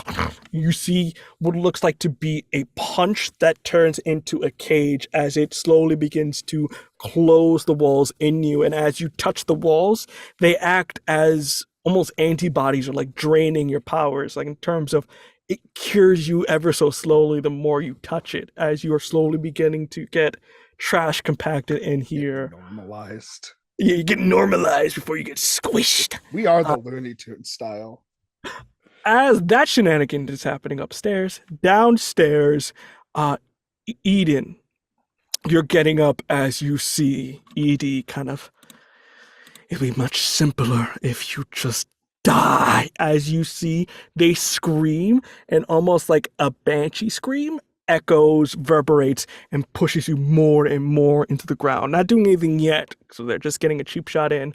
What are you doing in this scenario? Hilariously, I think that, and by hilariously I mean deeply sadly, we'll unpack it later. Eden is actually looking at heaven and like Fatima on like the walkway still, and seeing like those like a deadly strike come at heaven, who does not seem to be protecting himself at all. And that stresses them out really bad, I think. So Eden, I would like to put myself in danger. Just take whatever Edie is throwing at me and like just look past to like try to raise sand walls for heaven, if possible. Yeah, I think because not any specific move, you're kind of just already kind of like, I give up my stuff unless you have something here. I know you're looking through. I'm looking through myself I've been here. looking through stuff. I feel like maybe I could do this now. I could maybe try to misuse yet another move.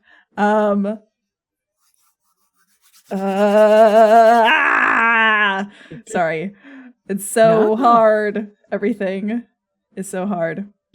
I'll get back to you in a second here. Yeah. So you think about that a little bit. For you, Heaven, you see that they're coming at you full tilt with everything they have in their arsenal. What are you doing in the scenario as your daughter's coming for you with a vengeance? I mean, I don't want to hurt her. That's the accent was just in full swing. Might as well just run with it. Could I possibly like subdue her for a second using like weapons of light and sound? You don't have, just you a can power still screech. Yeah, you can attack, but you don't have to like break your arm. Like it's like you Yeah. can subdue, so you can still do that if you want to do that. Yes. Would that be power through darkness? Power of Dark is like an alt, so unless you're Okay, going to do sorry. something crazy here, I would suggest Unleash the Dark is a little bit of Thank you. just like a simple rebuttal. Yeah. Oh boy. Big money, no whammies. That's a 4. That's the 4. With that, you trying to... You see your daughter has very much more training than you, and as you sort of block one, you see the sword come in and immediately hit you in the gut and sort of twists it as it's like cauterizing and twisting before it comes out. You see a bunch of blood kind of come out with it, though you're able to kind of heal. For a normal person, that would have been it done. Still hurts like no tomorrow, but you get and then push back. So take a condition for me, please. As you push back, you see, I kind of regretted killing you the first time, but then Mom reassured me what I'm doing saves lives. So I have no problem killing the person that killed my mother, my brother, and ruined my life. And he's too heartbroken to respond. See, they kind of grab you, don't even have the... Why don't you just say something? And they throw you across into one of the nearby reactors, specifically the one towards the right, as you feel a thunk as you hit into it, leaving your body mark in it. Then you, Eden, as you see your sibling get viciously stabbed and then thrown against the nuclear reactor with no care or caution. Yeah. Yeah. That sucks so bad. It's like when Heaven is hurt, I think Eden also like cries out as though they are in pain. And I like to imagine that there is some kind of like emotional thread that also connects that pain to Edie in a way, because Eden and Edie are so physically close to each other. And now I'm finally going to use a move I've been holding on to for so long, as Edie is staring them down, telling them they should die. Eden starts bleeding. This whole time, their whole body has just been made of sand. But like from the center like of their head, it starts turning like red. And the sand turns red, like little pebbles of red sand flaking down around their face until it like starts to turn to liquid. And they open both of their palms, which are also bleeding, and their feet are also bleeding. And I would like to use my holy symbol arsenal, Stigmata. And I'll just read out what this is going to do. When I dampen my powers of darkness in order to use the holy symbol arsenal, I'll tell the keeper how much I open myself to the divine energies. I'm going to say not so much of the holy arsenal, but of my holy lineage. On a scale of 1 to 3, I'm going to go 3 because I'm having a normal time. The keeper describes a divine vision and the effects with an intensity equal to the divine vulnerability. Roll and add my levels of divine vulnerability. So I'm going to roll +3. And see what happens.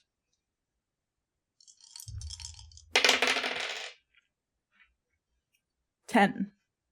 On an 8 to 10, the darkness and divine energies synchronize. To activate the Hymn of the Righteous, I can choose a number of actions equal to my divine vulnerability, so that's 3, and I will gain another bond with the divine entity that aids me. So, if I may, I think as Eden starts bleeding, they look up at Edie. We could choose differently. All of this time, I have wanted something different. I did not want her to die. I wanted a different future, and I sacrificed for it, and I would sacrifice again. But you can feel it. You know why. Sometimes love is worth sacrificing for. Please. And I reach up, and from sand, I think like one wing folds out, and then the other, and then another set below, and then another set, and then like another from behind their head, like sand halo coming down over one side of their face, and then the other, like eyes blooming open, the tattoos just spreading all across them. And I get to choose 3. So I am going to protect a mind, heart, or soul from possession or attack for Edie to try to break whatever bond Mom has on them, to like protect them from any kind of like outer influence or possession. I am also going to create an area of divine protection. It will hold for now around this like all of these nuclear reactors, so they don't go off while we're fighting in here. And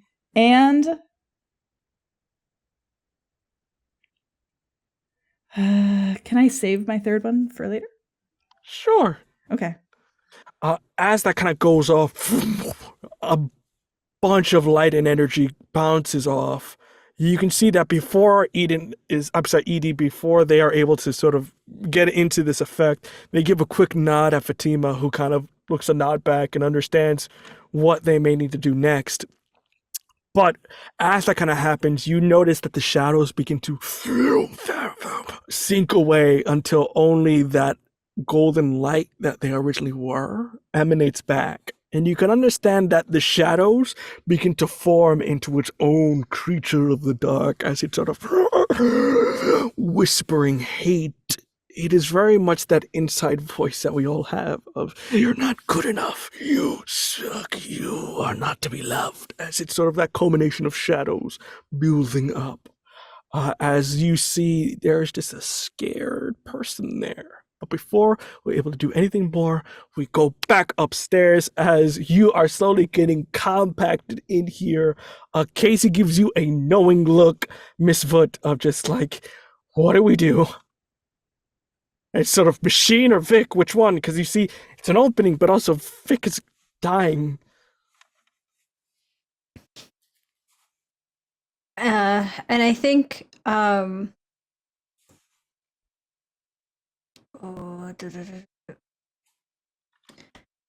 I think in this moment, Misfoot will turn to Casey and will say,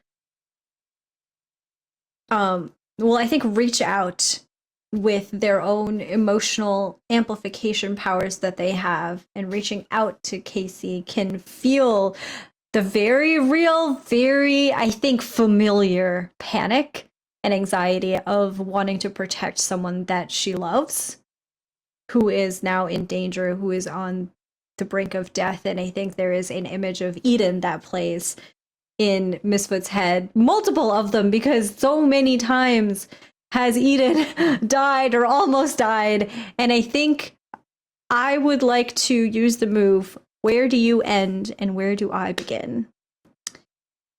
In order to help Casey, if I may extend this move a little bit, I would like to deepen the nature of this emotion that Casey is feeling. And instead of choosing another thing, I would like to give Casey the ability to channel this emotion in the same way that Misfit is able to channel emotions, to then use it and to break Vic out. Fantastic. Do you have to roll anything, or is it just kind of a... Nope, I mark a ruin and it happens. Yeah, fantastic. So with that, you give that energy, and you can see that there's anxiety, there is, am I able to do this? Doubt. But most importantly, as cliche as it sounds, there is love. And as we know, love wins. As you see that Casey uses that energy and just full on, almost like unibeams, this energy of blue to sort of cut, almost like clay, cuts off the arm as it still forming back, but gives you time, Vic, to just roll out of there before the pincers try to hold you down as you sort of covered in sort of this sort of white blood cells as you're cleaning yourself off here. And Casey kind of goes, are you all right?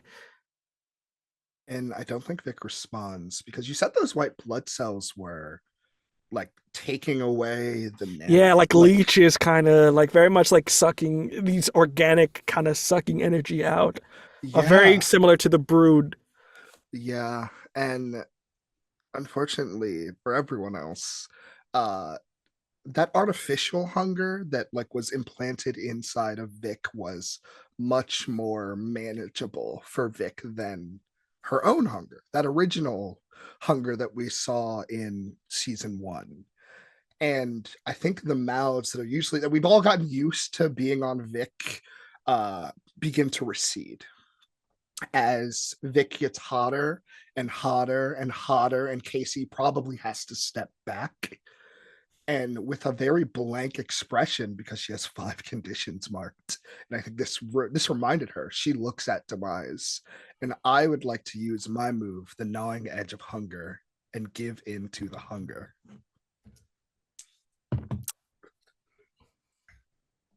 I got an 8.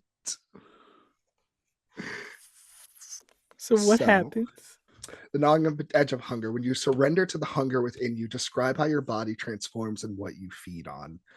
I don't have any darkness tokens, but 8 to 10, you blunt the worst edges of your hunger and feed only on as much as you need. And I'm going to choose. There's a bunch of them, and I'm going to choose the one where I get to replace a hunger condition. And the one that I have right now is brutal. So instead, I'm going to make it into peaceful. Because it is silent, it is fast, it is almost dangerous as this heat that was rising into Vic, because she's had like that fifth one, lowers into something a lot more tame. And she looks over at Casey and she says, "Yeah, I'm fine. I'm just one moment." And she moves at that speed that she used to move at, so fast, so blinding, and she is in front of demise. And she's going to give into the euphoria of feeding. And just like she did with her sister, she is going to consume as many, almost actually, honestly, almost all of those nanites that are on side that are like taking over demise. There's no name. It's just the brood. It's sort of this organic. Oh, okay. It's like a psychic connection. Yeah. Well, it's like, is demise a thing right now? Is like the Very original? much like Clayface, kind of. It's very much this big looping hulk of Yeah. flesh that's kind of connected. You know that they're probably inside, like Yeah. very much like a meat suit, but they're in there. So it's just like Yeah. digging out. So I want to like unleash this. I'll say the energy is still there.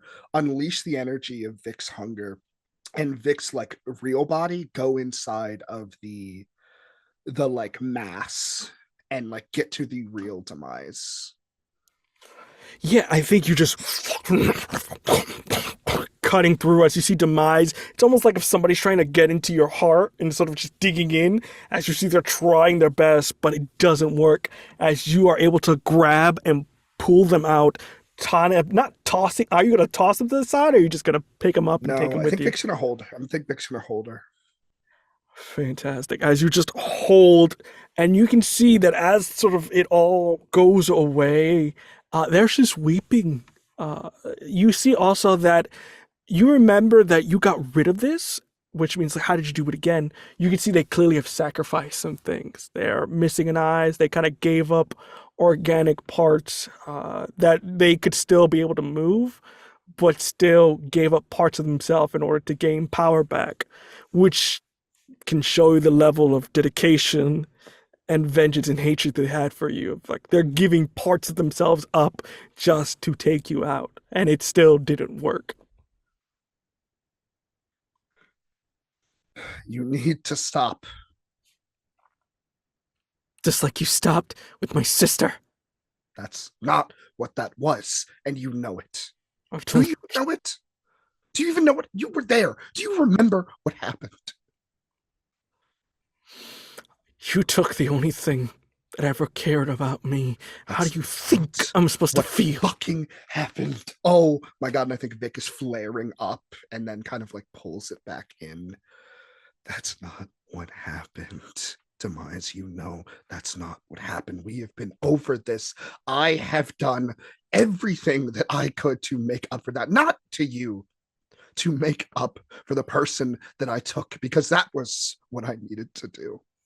And you know damn well that what I did that night was only protecting the people that I had near me, because you let out the most uncontrollable siphon that was there. And I don't blame you for that. You were on the run. I know why you did it. But you're doing it again right now. You keep pushing and giving up everything that you need to do for what? For vengeance? I can give you so many things. If you want to kill me, sure, you can keep trying, but that's not going to bring her back. That's not going to bring any of the people that I've ever killed back. And I know it more than anyone else. Please, stop. You can keep living. You don't have to keep chasing. For fuck's sake, I have to keep running. I know I'm gonna have to keep running after this because mom's trying to fucking swallow the world, but you can be a person. We've just seen so many people walk away from us because it's easier. You don't have to keep being in this mess. It's safer if you choose to live.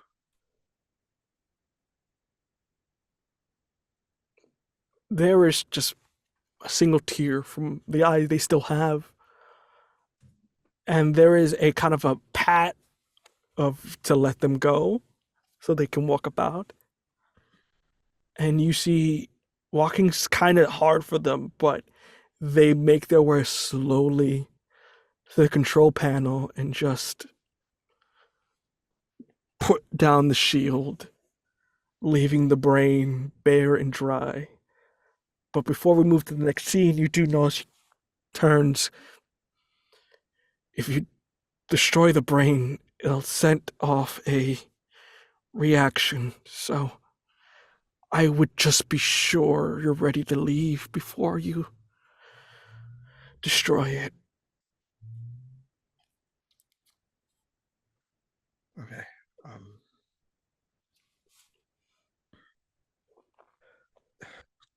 Is, is there any thing that you want? I I don't forgive you. I'm not asking you to. I barely forgive myself. I don't know if it makes you feel better, but I know a lot about you. Um, I, I have all of her memories. Just stop talking before I change my mind. As you see that fall to the ground again, and Casey kind of comes in, acts very medic-like, just like as you guys have what you need, but also you understand doing so is a C4, just very much chain reaction that will happen. So with that, we go back to our folks downstairs as we open up. Eden, you're with Edie in their sort of natural form, and you are with Fatima Heaven.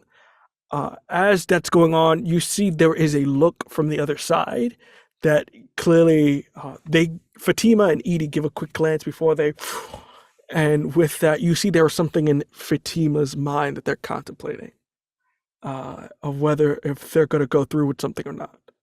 So I leave it first to you, Heaven, before they act.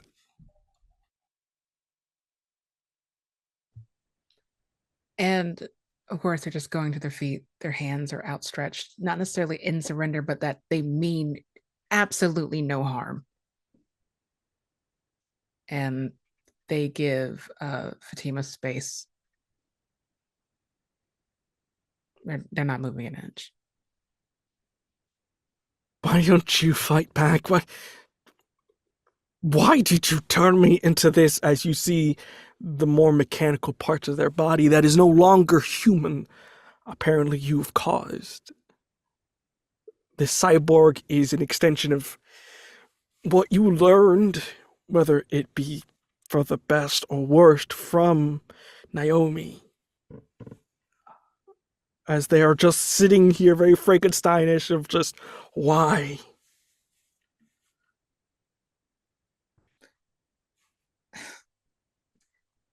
As much as I want to say that's not me, that it's me.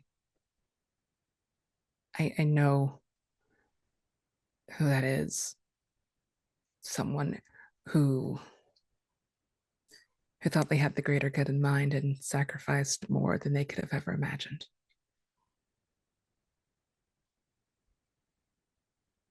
Darling, I know no amount of apology could change this.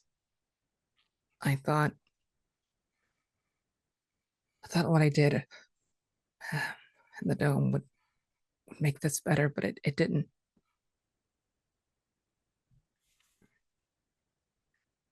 I don't know how to change it, how to change you, other than it being me.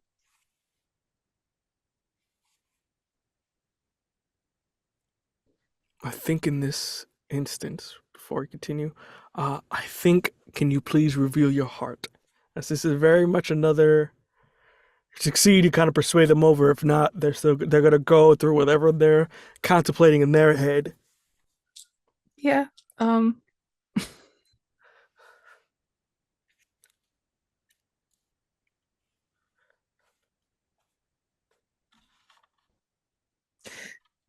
That's a 3. 3.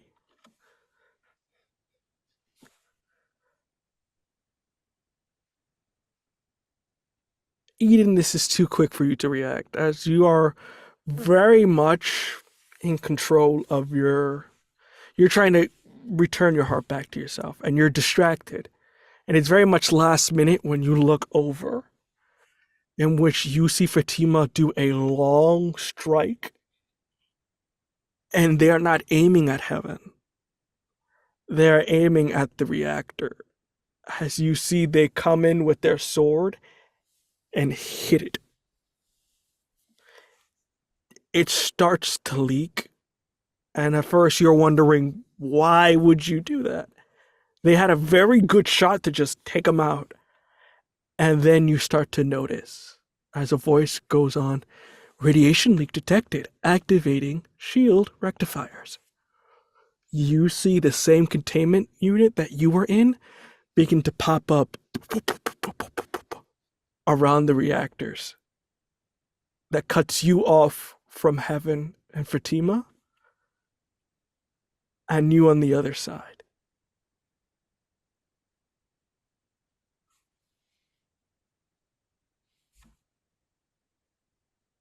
Eden, what are you doing?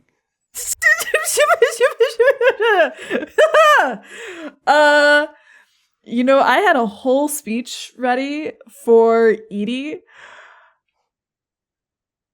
And I think the words are on Eden's tongue.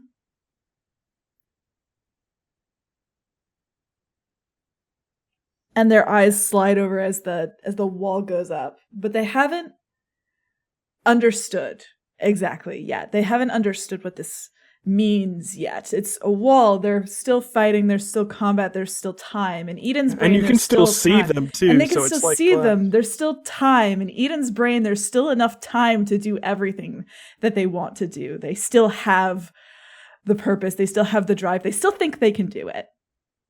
They still, despite everything, think they can do it. And their gaze turns back to Edie. And they look at her, at themselves, at this mirror reflection, all of those wisping ghosts of the doubts of every monstrous thing that has ever lived inside of them. Look at us. Look at us. Is this all we are? Unlovable. Unlovable and full of violent magic and mistakes. Constant mistakes. All I have wanted to be, I have only ever wanted to be good. Angel, holy, bathed in light. And I am not. I am monster. And you are monster. You, Edie, heart of mine, thrown farther from me than I could ever reach. We are monster. And I love you. I still love you. I still love your monster. I still think we could. What if we could?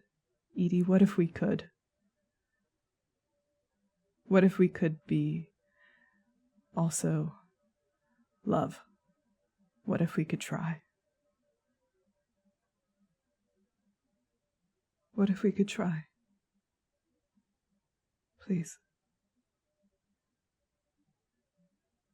You see, they are almost at this point now kneeling like a subject to a leash. It was so dark. I don't want to be in the dark anymore. It is suffocating and consuming, and I just want to be in a safe place. That's all I ever wanted. I know. I know. Me too. It's because we are small and weak and beautiful, fragile things. But when we are at the bottom of the world, we need to swim. We need to swim upward. And without you, I am as heavy as a stone. And I will never reach the top. I have tried so hard to do it without you. I could keep trying, and I will keep trying if your path takes you away from me. But I don't want to lose it to trying. I want to go. I want to rise.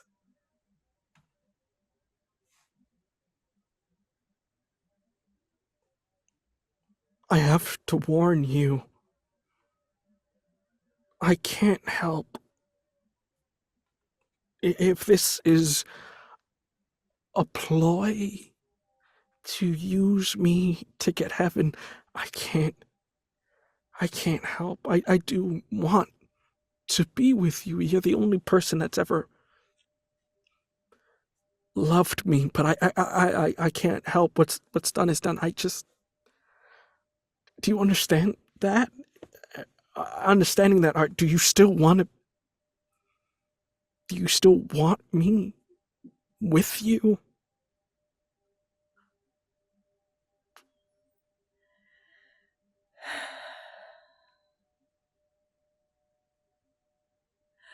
When I sacrificed you, I thought it was the only way to show that I could love, is to lose part of myself. Maybe that's not the only way. I will not break you. I will not throw you to the wolves.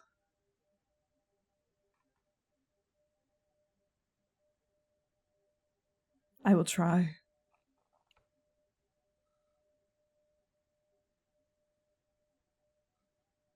And I think with that, they slowly form into the ground, into the shape of a golden glass heart, for you to do as you wish with it. As you grasp it in your hands and feel its warmth and its trust in you to do whatever you want with it. And because they're an absolute freak, Eden takes the heart and they open their mouth and they swallow it. And it burns their tongue, it burns their mouth, it burns their throat as it lands and settles. And for the first time in 15 years, there is something heavy, deeply, deeply heavy in their chest. Fantastic. As you resolve that, you notice the middle generator, with whatever's happening inside that, just immediately boom, blows. For my topsiders up here, you feel a notion of just like very much of like a ship getting hit with something as you just stumble a bit, and you can, with that notion, seeing blaring lights coming from the bottom, as Eden and Heaven did their part. Engines are dead. Hey. Leaving you. I hate to interrupt, but I think that it might be time. Yeah.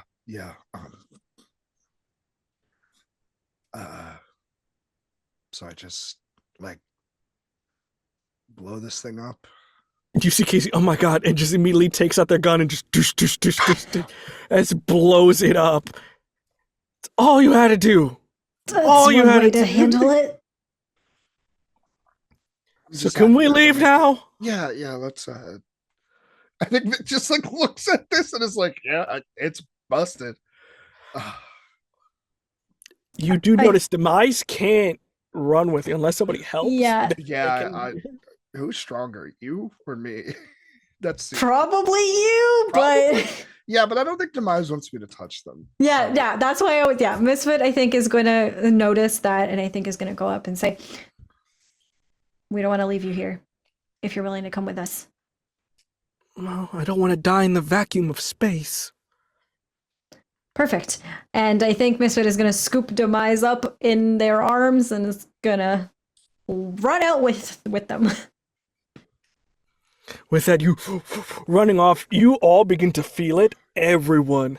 You turn off the engines, and with this sort of reaction's happening, it begins to tilt. You see the machine kind of turns off as you see the cracks of the planet slowly either going back or just breaking up into like smaller pieces of rock. But with that, you start to notice it's tilting, and then you, for my top people on the top here, you start to notice the slight edge or the slight beginnings of re-entry as you start to see the metal, the metal heating up. With that, my lovely folks, you guys are running, pieces are falling off, pieces are breaking. You still notice that Mom is still fighting. There's clear anger of just like, are you serious? As they're doing their best to try it at this point, no one's leaving as they're doing that. Robots going through, but you're able to power through. You guys are all at that point making your way toward the teleporters. For my people at the bottom, Eden, you notice this kind of going down, and you also notice Fatima and Heaven on the other side. You see Fatima full on has given up mode and is at this point now just slinking down, laying down on one of the reactors that still hasn't blown up. What are you two doing in this instance? As you can see that there's this impenetrable wall, and you can feel it, Heaven.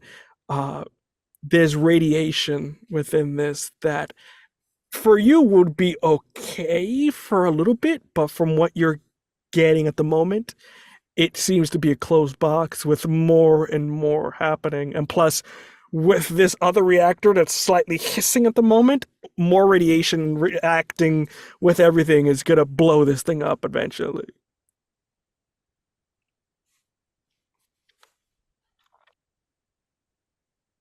I think it just takes a deep breath, kind of sits, perhaps sinking to whatever is starting to pile, and looks at his daughter and offers their hand. You see that they don't take it, but they kind of give you a nod to just sit down with them. And as you're kind of doing that, I think Eden at this point, you're kind of coming down. You do also notice Thule manages to walk into the room of just like, is everything okay? What's going on? And I think Eden their eyes are all big and like alive in a way that they haven't been in a long time. And they like turn to the wall. Heaven, come on, time to go. Heaven? Heaven! Heaven, come on. And they like come up to the wall and see like Heaven and Fatima just kind of like laying there across the way. Come on. Time to go. Heaven, get up. And I think they're just, as the composure does set, they just put a hand against the glass with a faint smile. Hey, Heaven. And Eden kind of kneels down against this wall. Heaven, come on. You can pull this apart. Look. I did it. Heaven. Just, you know. Hey, I'm so proud of you. I know, so now we have to go, both of us, be better than we have been, right? That's what this was all about. This is what it was all about for us. So come on, get up. Eden, I don't think that's Look, I don't think that's happening. But if you're getting out of here, I want you to be good enough for the both of us, okay? Just, Heaven, what are you talking about? I think I'm being a little as straightforward as I can be.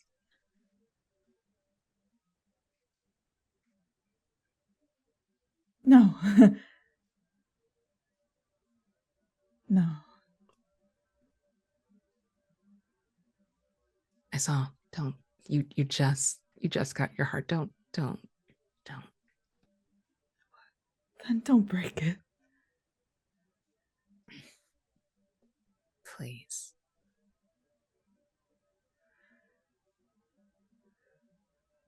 I love you, Eden. Don't. For me, just don't.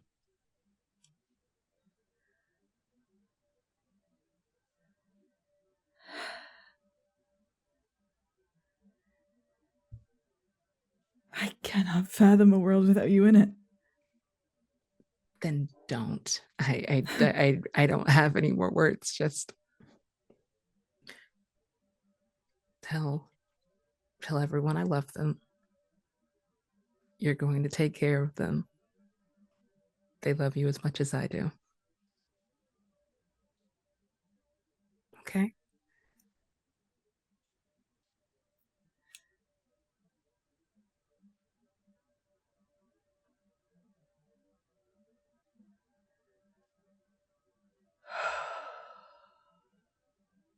Oh, I really hate you for this. You ass, you always have to get the last word in. Yeah, absolutely. I think at this point you can start to hear the steps echoing from afar.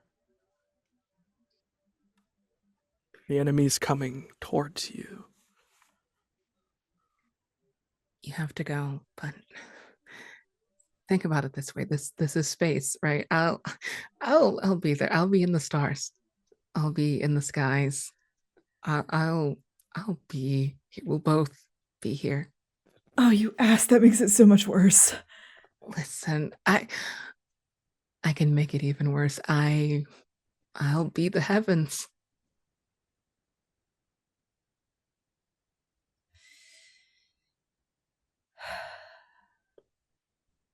You were meant to die a long time ago, Heaven. And I'm glad I got all the time that I did with you. Is that really the last thing you want me to hear? And I love you. I love you too. I love you so much. Okay. When you close your eyes, make sure that you find the diner, and I'm going to make you something really beautiful, okay? Your favorite. Okay. I am thinking about pancakes already. Just Okay, blueberry good. Just pancake. keep doing that. I see, Tully, we have to go. Eden. Go. Please, go. Fuck you. I love you, Heaven. I love you too. Fuck. And Eden gets up with a look of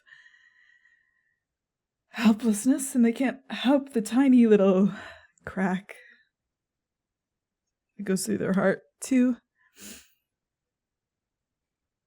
And I think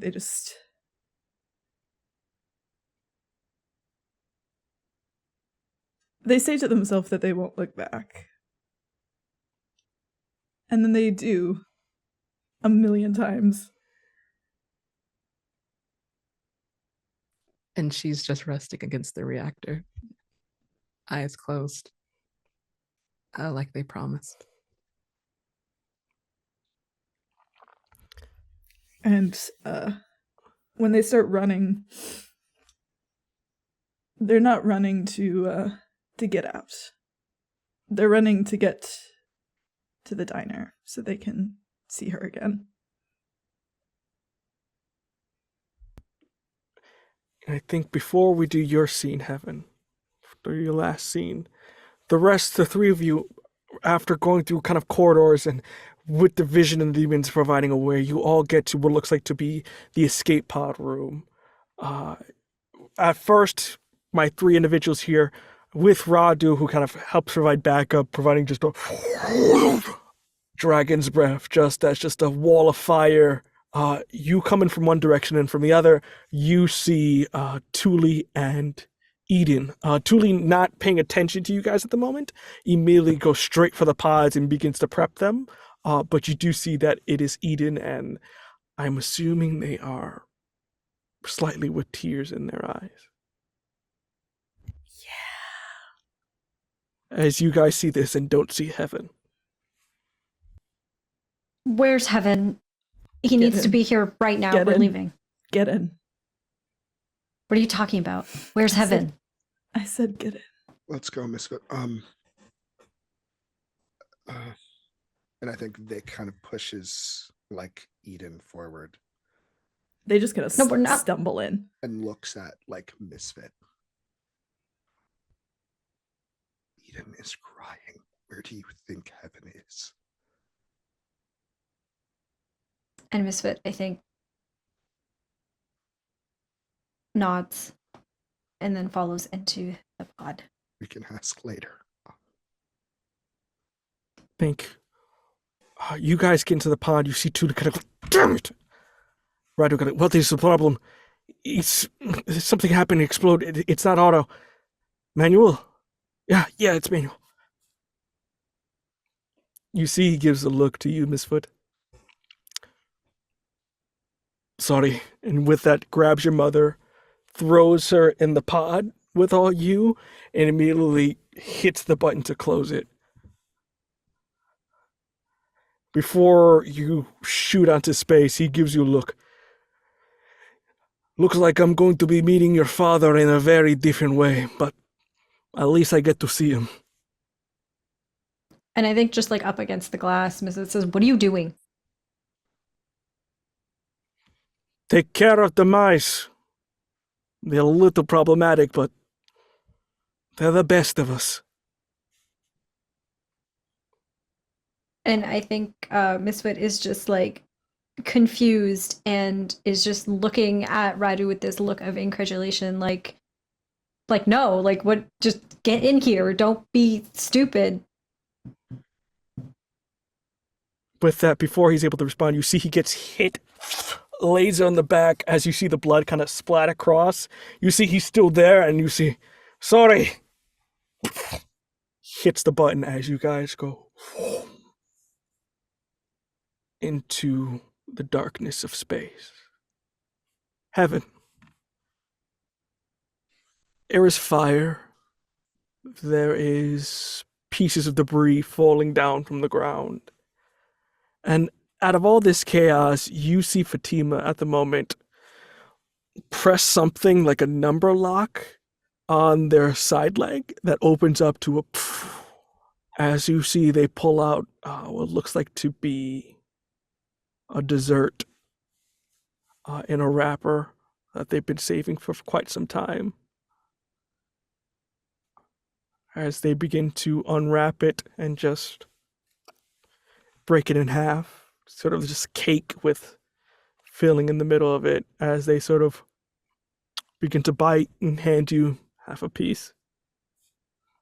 Yeah, they just pinch it with 2 fingers and take a bite.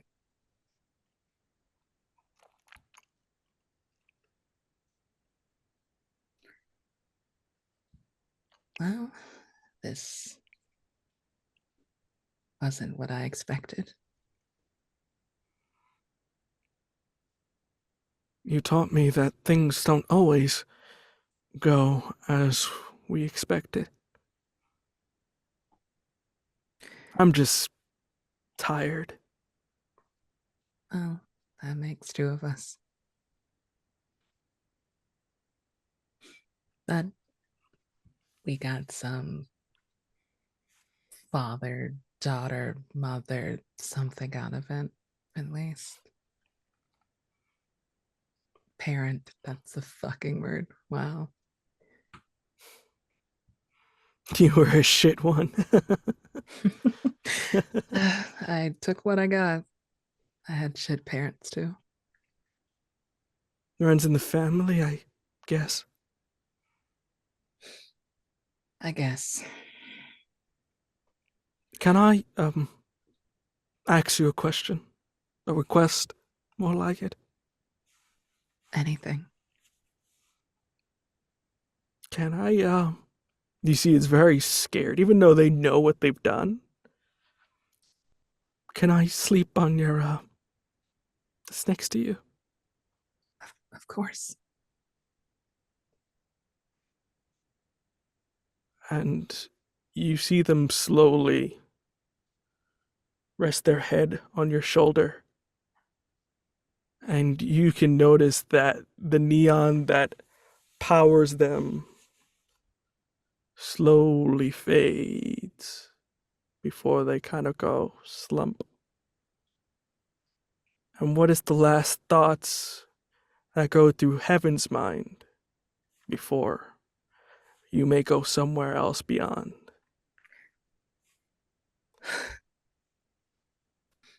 We'll do better next time.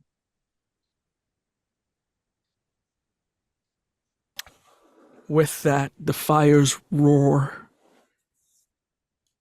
The last bit of engine, boom, and those who are in space in the capsule see this core slowly re-entering, breaking into the atmosphere, boiling up and breaking pieces and pits into the sense of it turns into like mini meteorites landing slowly towards Earth. And you all, in sort of bracing yourselves, hear a counter going off as the silence of space slowly transitions into sort of the rough re-entry and then the wisp of air before you. Boom, boom.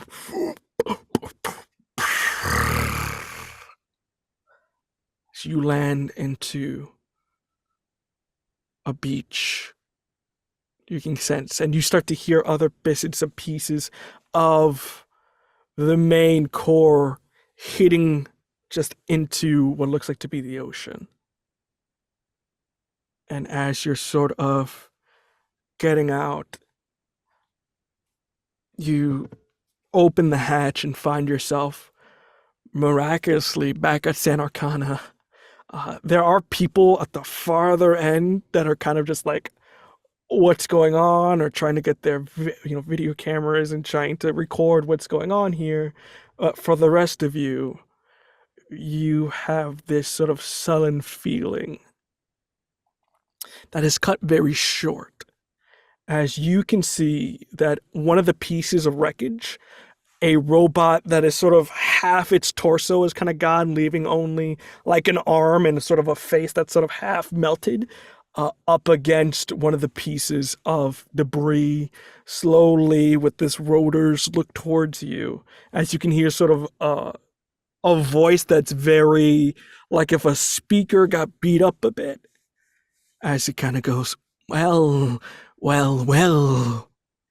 if it isn't the Mythics.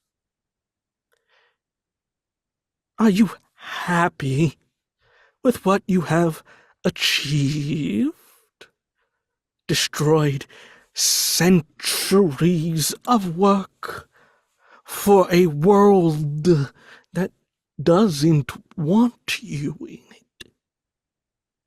I could have made wonders. I could have made their flaws into diamonds, but you destroyed it. Are you happy now? As the question lingers, waiting for a response. Vic, in a rage that I don't think she's ever seen in herself. She doesn't even see this. You said this is like a robot? Yeah, it's like a half destroyed robot. So Yeah. One moment. Yeah, I turned myself up. Vic jumps towards this robot and just starts punching it. She is screaming and wailing and punching this robot. Shut up, shut up, shut up. I don't give a shit if this world doesn't want us. Shut up, you and she's just like punching and punching and punching. She's not using any powers. Her hands are bleeding and punching and punching and punching until it stops talking. And then she pulls out that vial of the pink liquid and she stabs it into her chest. Get her out of me. Get her out of me. You keep ruining things. You all keep ruining things. Everyone just wants to chase us. Shut up, shut up, shut up. And she is punching and punching and punching, and her hand is bleeding, punching. And I don't think I said a single kind thing to her this year. Shut up. She's just punching and punching and punching. I can't stand you all. I think Eden is there and they catch your elbow eventually. It takes a long time, but they catch it. Vicious. What?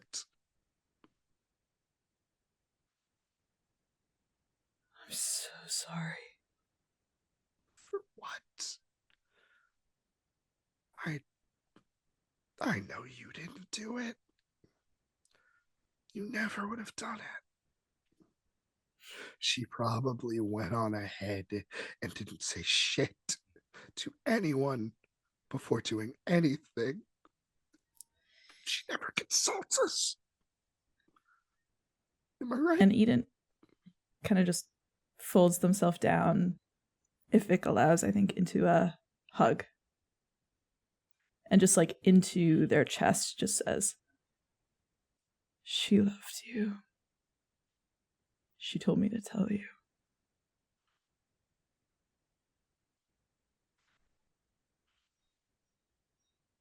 You know that's not enough. I know. You know. I know. I know. But I loved her too. I know, and that's why I'm sorry. And Vic just holds you. I think eventually Eden kind of peels themselves out of your bloody hands and just kind of like sways their way toward looking at Misfit.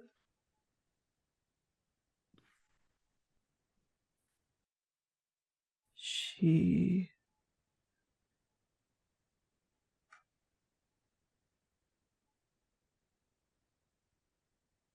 loved you too. Are you okay?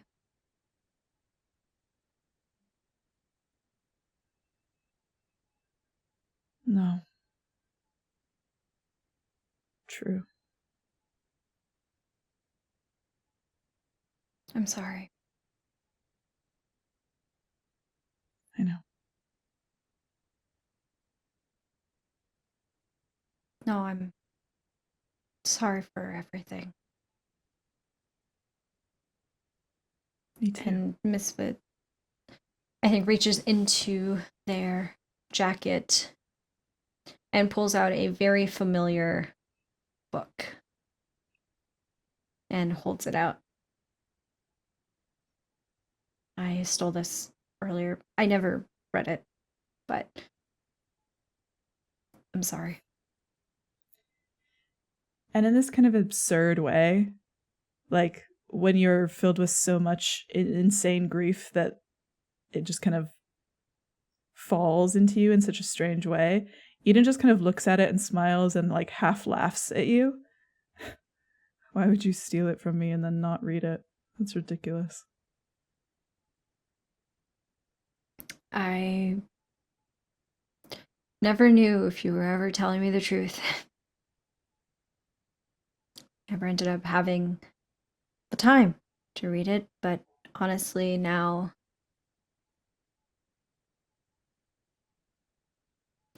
you get to tell me whatever truth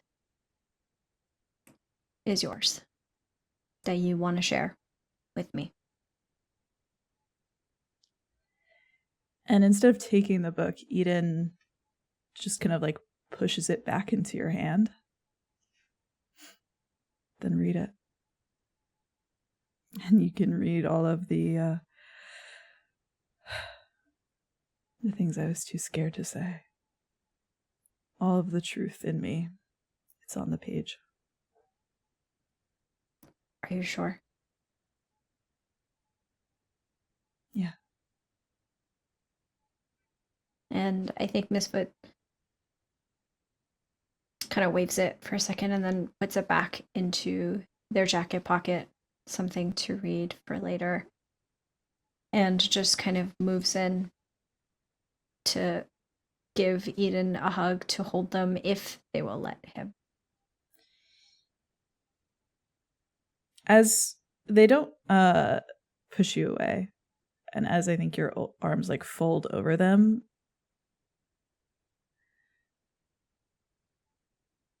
can I... Last time you said you didn't want me to ever touch you again. Is that still true?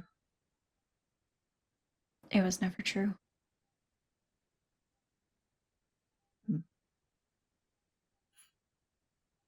And I think Eden very slowly like returns the hug. Their hands are very still. Not shaking at all, I think. Just very still. Very, very heavy.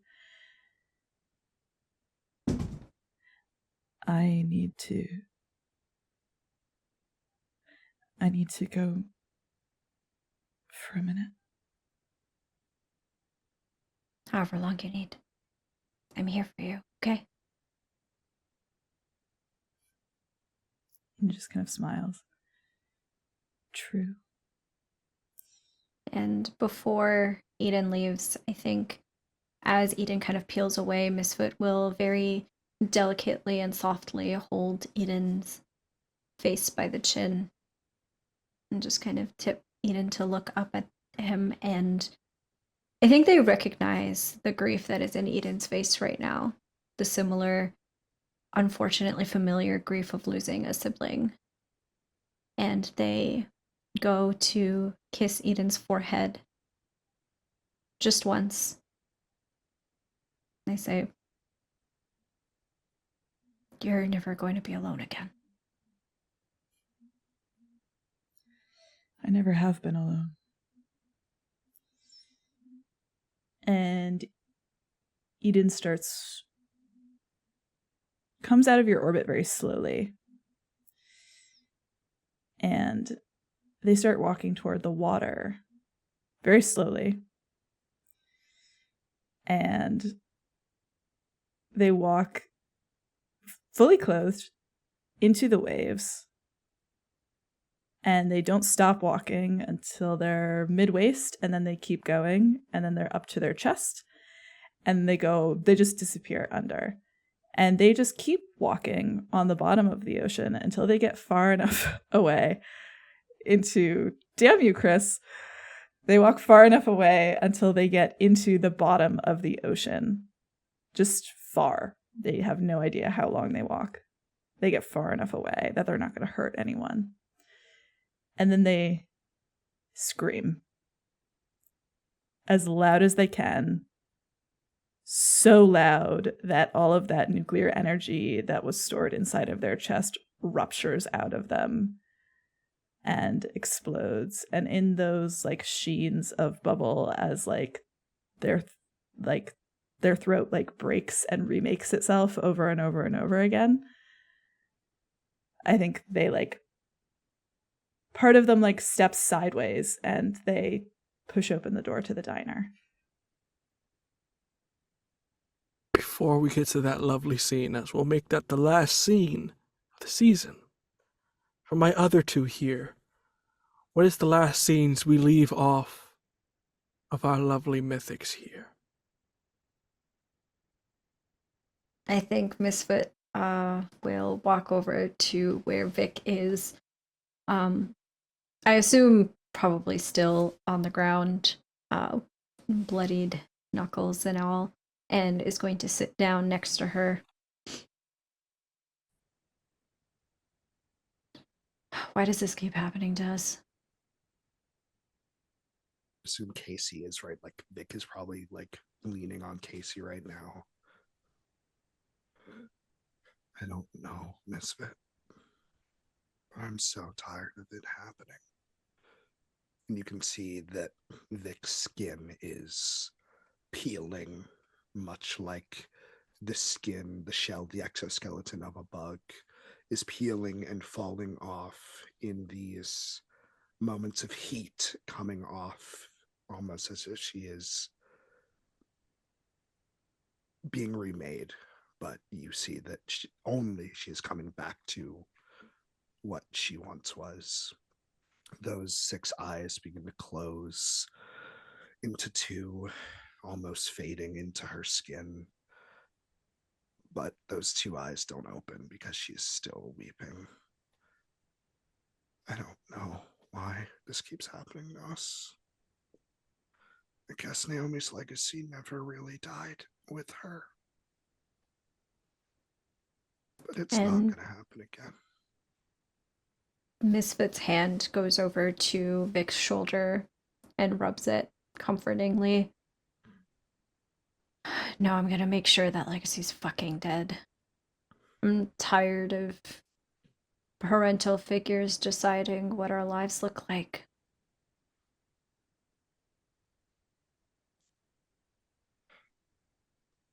Yeah. We're more than their mistakes. Yeah, we get. I think we get to make our own. Yeah. I think Misfit laughs slightly. Yeah. Yeah. Want to make our own fucking mistakes. So what next? Misfit, I think, digs into his pocket and pulls out their own vial. What do you think? I think I'm fucking molting, which is gross as hell. Yeah, you look like a snake shedding its skin. She's like, the eyes are gone. I think I'm going to be molting for another day and a half. And I'm hungry. Hey, Aussie, do I lose you if I take this? I don't think so. It's just you won't have a nuclear outburst of emotional things. I highly would suggest you take it because with everything that's in your system right now, I am newly holding back a typhoon from unleashing on everybody here. So highly would suggest, doctors recommended, that you take that immediately. Please take that. Please take that. Cool. And I think Misfit does. Fantastic. Before they do, I think they just kind of hold it up to making our own mistakes. And then, chugs it. I don't know if it's supposed to be drank, but Misfit will drink it anyway. Vic's like, you drink it, and Vic's like, I put my, it's supposed to go to the bloodstream. Yeah, hard. you noticed immediately after you crashed it, that's a syringe. Like a straw, and Vic's like, no. Stabs you in the heart. What the? And as the camera pans away from the mortal plane and the crashing sight of a core burning in the ocean, we open immediately onto a rainy night in a diner, another plane. As Eden, you enter in, and how do we find heaven in particular as you are waiting in that same booth you were in all that time ago? Is Fatima with me, or is it just heaven? Muted. I will say Fatima's in the back of I'll give you space. Okay. Yeah, they're just sitting there with, like, just cruising a little pancake square among the syrup and just thinking.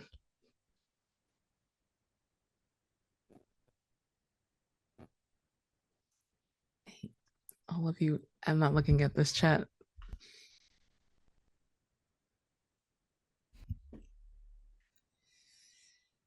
Eden comes in, and the door makes the little like bell sound as they do. And they see you kind of instantly. And this little tiny, like, half-eaten smile, this like bitter little thing that doesn't sit right on their face, appears. And they just kind of walk over to you and slide into the booth and like put a hand up, judge you for eating pancakes, I think. What is it about pancakes that makes it your favorite food? I mean, if we want to be particular about it, breakfast is the most important meal of the day. Please. We all know that like dinner is the most nutritious meal. Anyway, that's just something Naomi said that you parroted with the goody little two shoes that you are. You are really wasting precious conversation time to be a little bit of a bitch. You know that. No conversation being a little bit of a bitch is wasted. Are you going to put that on a t-shirt, maybe a mug? Maybe I will. Think about it. And no conversation with you is wasted.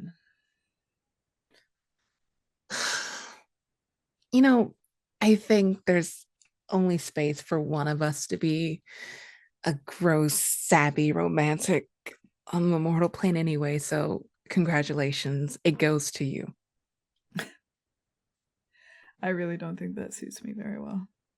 Well, you're working it pretty hard, so you win, you lose.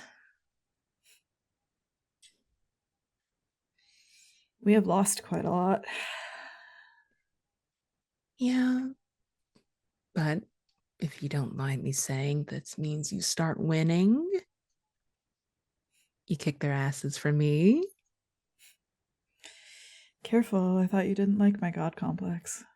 Or my ambition, or my vengeance, or my streak for taking things too far. Like you're right now. Oh, Yeah. fuck.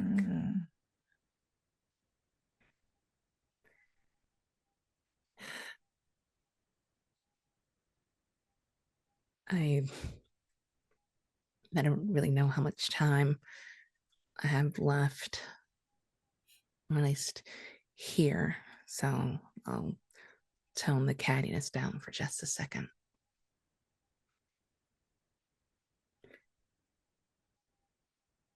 They're going to be okay, right?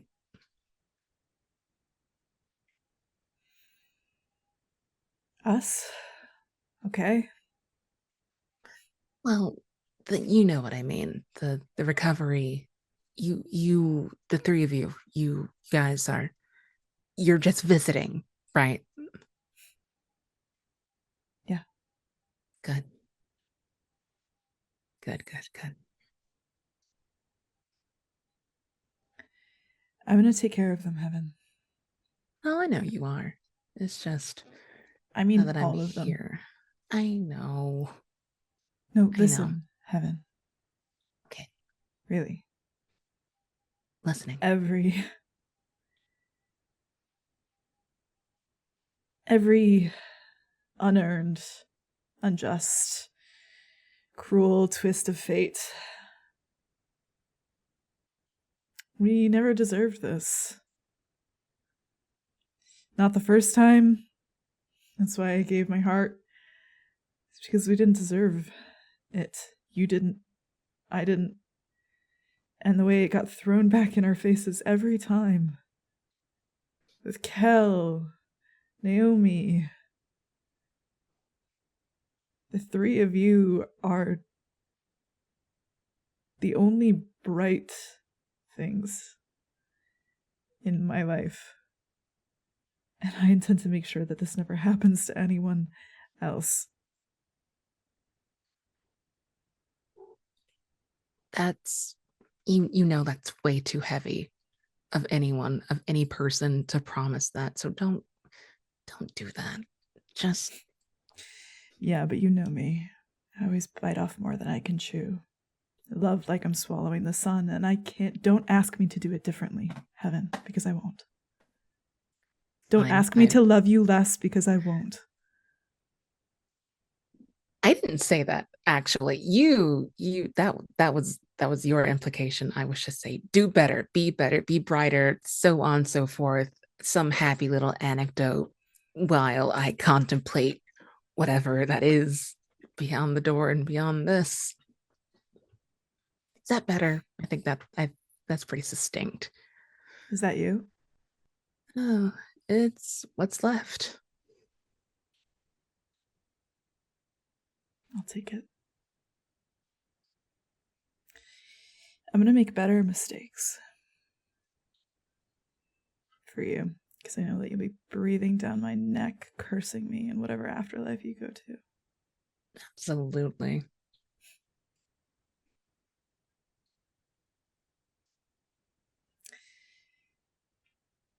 You know, I thought about it. And I decided, even with Edie finding their place back here, all the resentment that's still there, I don't regret it, Heaven. I thought that didn't maybe want I you to. would one day, the days that you scared the shit out of me. I thought that maybe I had made a mistake, but even that, I don't know.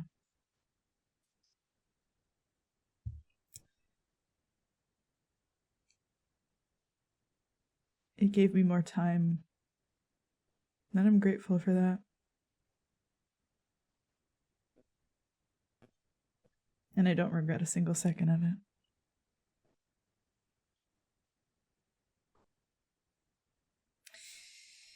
And I think in another world, could have really enjoyed having a pet dog and making pancakes for you at the hotel.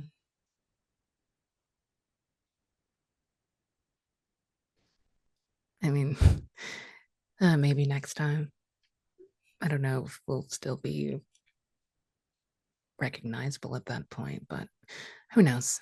I can't make any promises. No. No promises, but I get the feeling that I'll always be able to recognize you no matter where you go. Well, I did have that little heaven bit, so of course. I'll see you soon, Heaven. Not too soon, I hope. No. But I will. Okay. Love you. Love you too. And I think as that conversation kind of closes, you see death kind of come around the corner. Heaven, I believe it is time to go. And the strange thing that you notice, Eden, is that death is dressed like they are leaving as well. As you see, they have a coat on. They are dressed up to walk outside and hold and extend their arm out for you, Eden, as Fatima is kind of already waiting outside.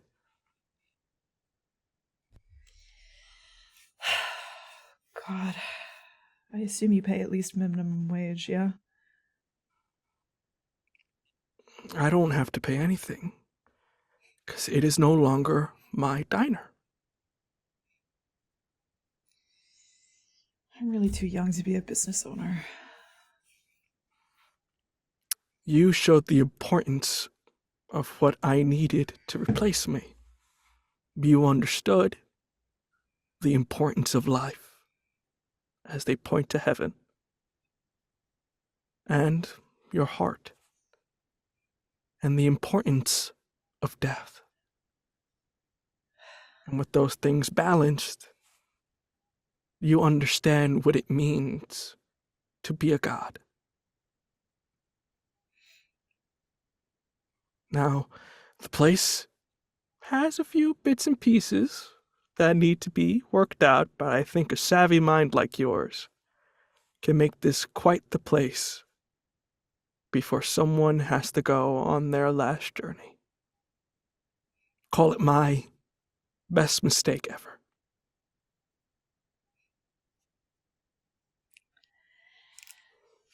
Leave the keys on the counter then. And I'll try to make better mistakes. I also left you a little gift under it. Heaven, we don't want to be late now. There's some people that are very eager to meet you. Oh, that doesn't sound great. But I'm not arguing. I'm pretty sure I have time to do autographs and signings and book releases and just. Ooh, you're in trouble. Don't say that. Just kids ready to leave as well. Say hi to Mom and Dad for me, okay? I'm just gonna tattle, so why would you want me to do that? You're so annoying. I try. And as Heaven walks out the door, Death gives you a nod. And as you slowly make your way around the back, the keys are there, but you also see there is a frame with a little bit of a red bow on it, as you see a picture of you and Heaven basking in a summer's day, for you to hang where you see fit. Fuck you, Chris. Eden takes the picture. They look at it for a second. Oh, I look like such a cunt in this. And then they set it next to the register.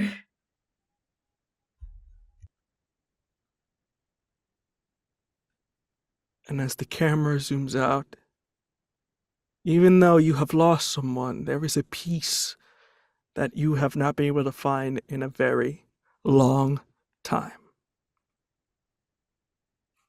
As that all ends, we have one last scene that cuts. We find ourselves in the echelons of space.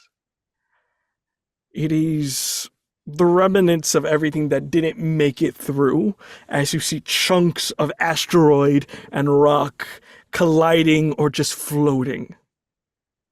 As we see a damaged mom trying to make their way ever so slowly to a location that seems to be a building of some sort, as they crash into the underground, holding something in their hand, as they slowly making their way into what looks like to be a tomb of some sort with various wires. They immediately go into a focused and desperate mode as they try to do everything with one hand, as an echo of something, a prophecy that they recite. In the tapestry of time, a celestial ballad unfolds, where metallic whispers and ancient tales are told. A looming castle, secrets deep within, a cosmic conflict, a fateful spin, as they begin to take a vial of the very thing you've injected yourselves with and immediately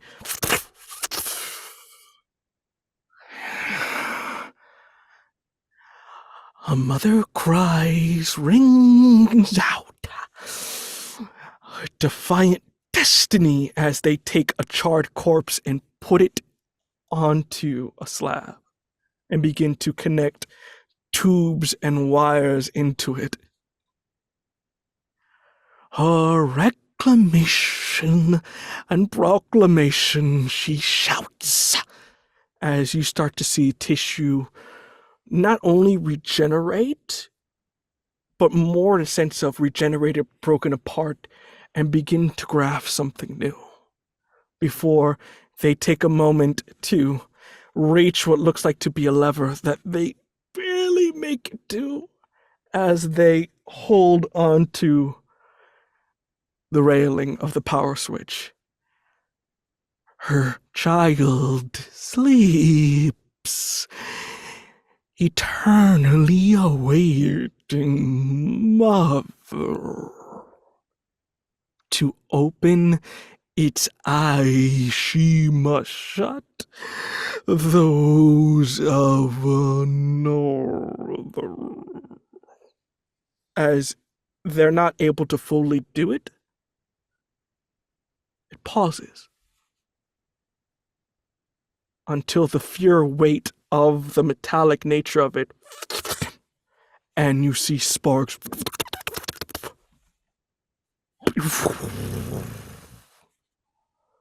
All the power of this place is sucked into nothing as the camera slowly goes on the ground until it looks at the edge of a coffin. The camera goes black, and the last thing we hear is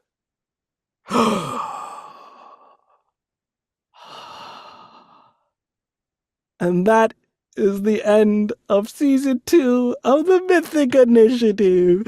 Yay! Trauma man! Did you just? Did so you tired of just? this. Did you so just? fucking tired Did of this. Mom just take over Heaven's Body body? snap. Frankenstein it? That's body snap. That's We Mythic don't Initiative. know. With that, folks, thank you for joining us for the second season of the Mythic Initiative.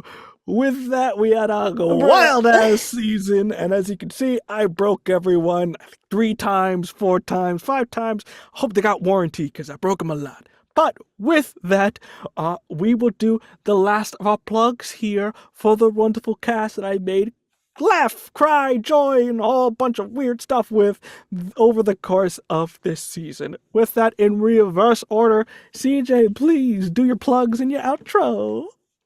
Hello everyone, it is me. Hi. I played Vic, who gets a lot of mileage and a lot of sadness.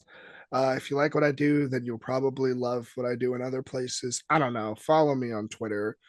You all get to hear it first. I will be changing my handles and names and everything else in the new year. So keep an eye out.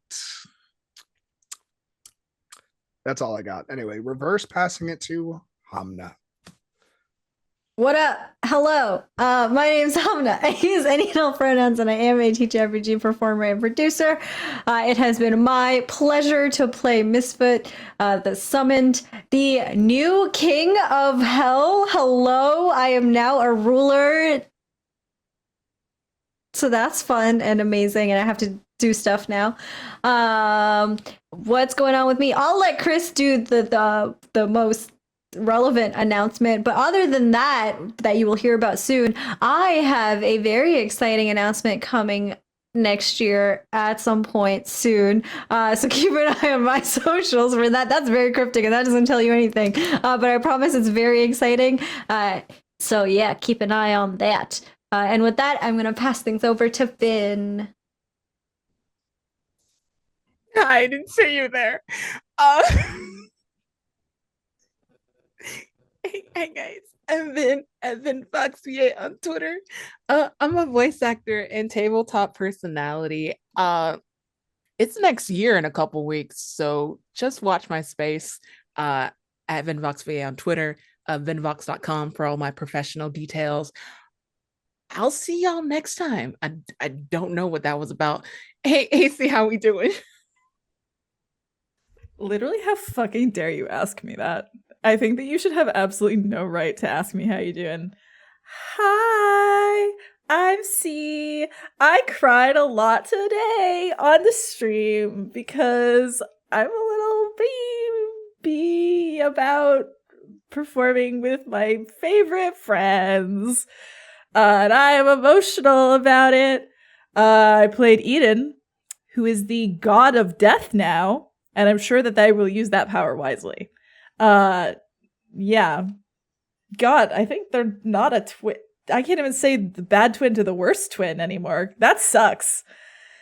I guess they're the alive and twin. alive twin. Let's go. That sucks so fucked. bad. That's so fucked. Wait, hold God, on. your Terrible. death had the dead sibling. I love need that for everyone to them. know that we need to have a conversation about the supposed arranged marriage sometime between now and season 3. So, like, if the god Wedding of looks. death and Satan.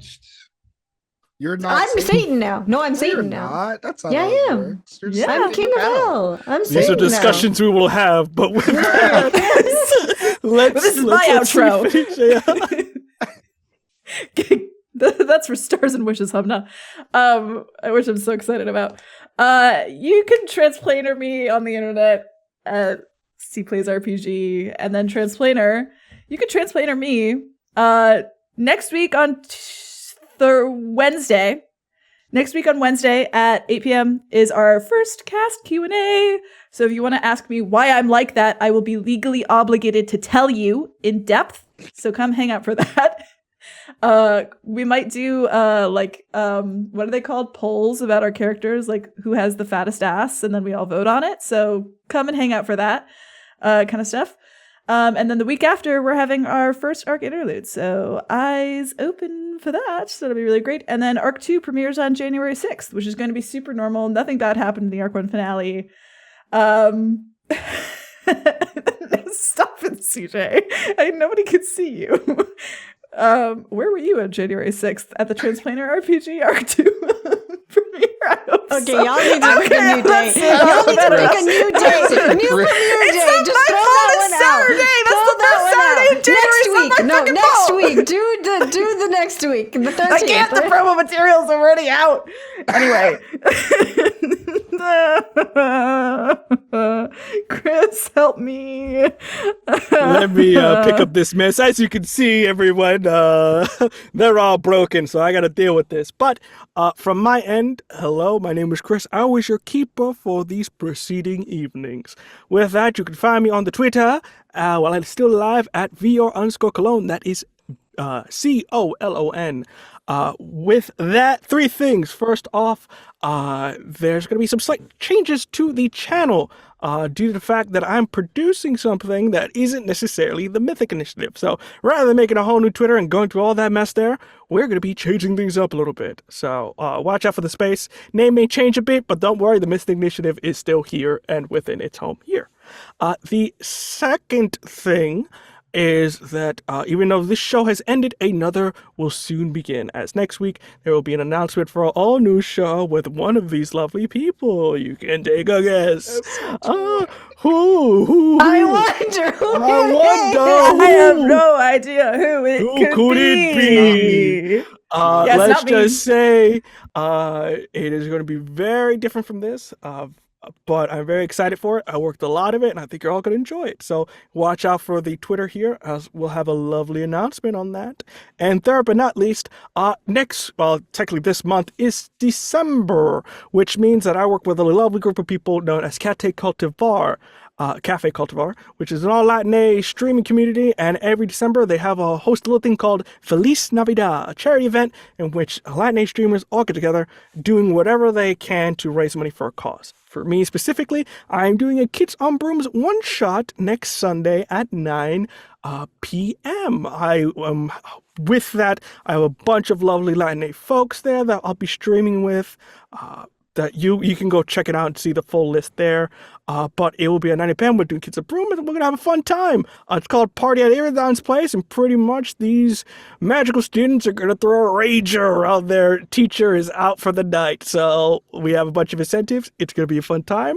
So go and enjoy, as we are specifically raising money for Project Hope. They send medical supplies to people in aid in order to make sure everybody within either conflicts or who needs it to get it. So come and join us for that.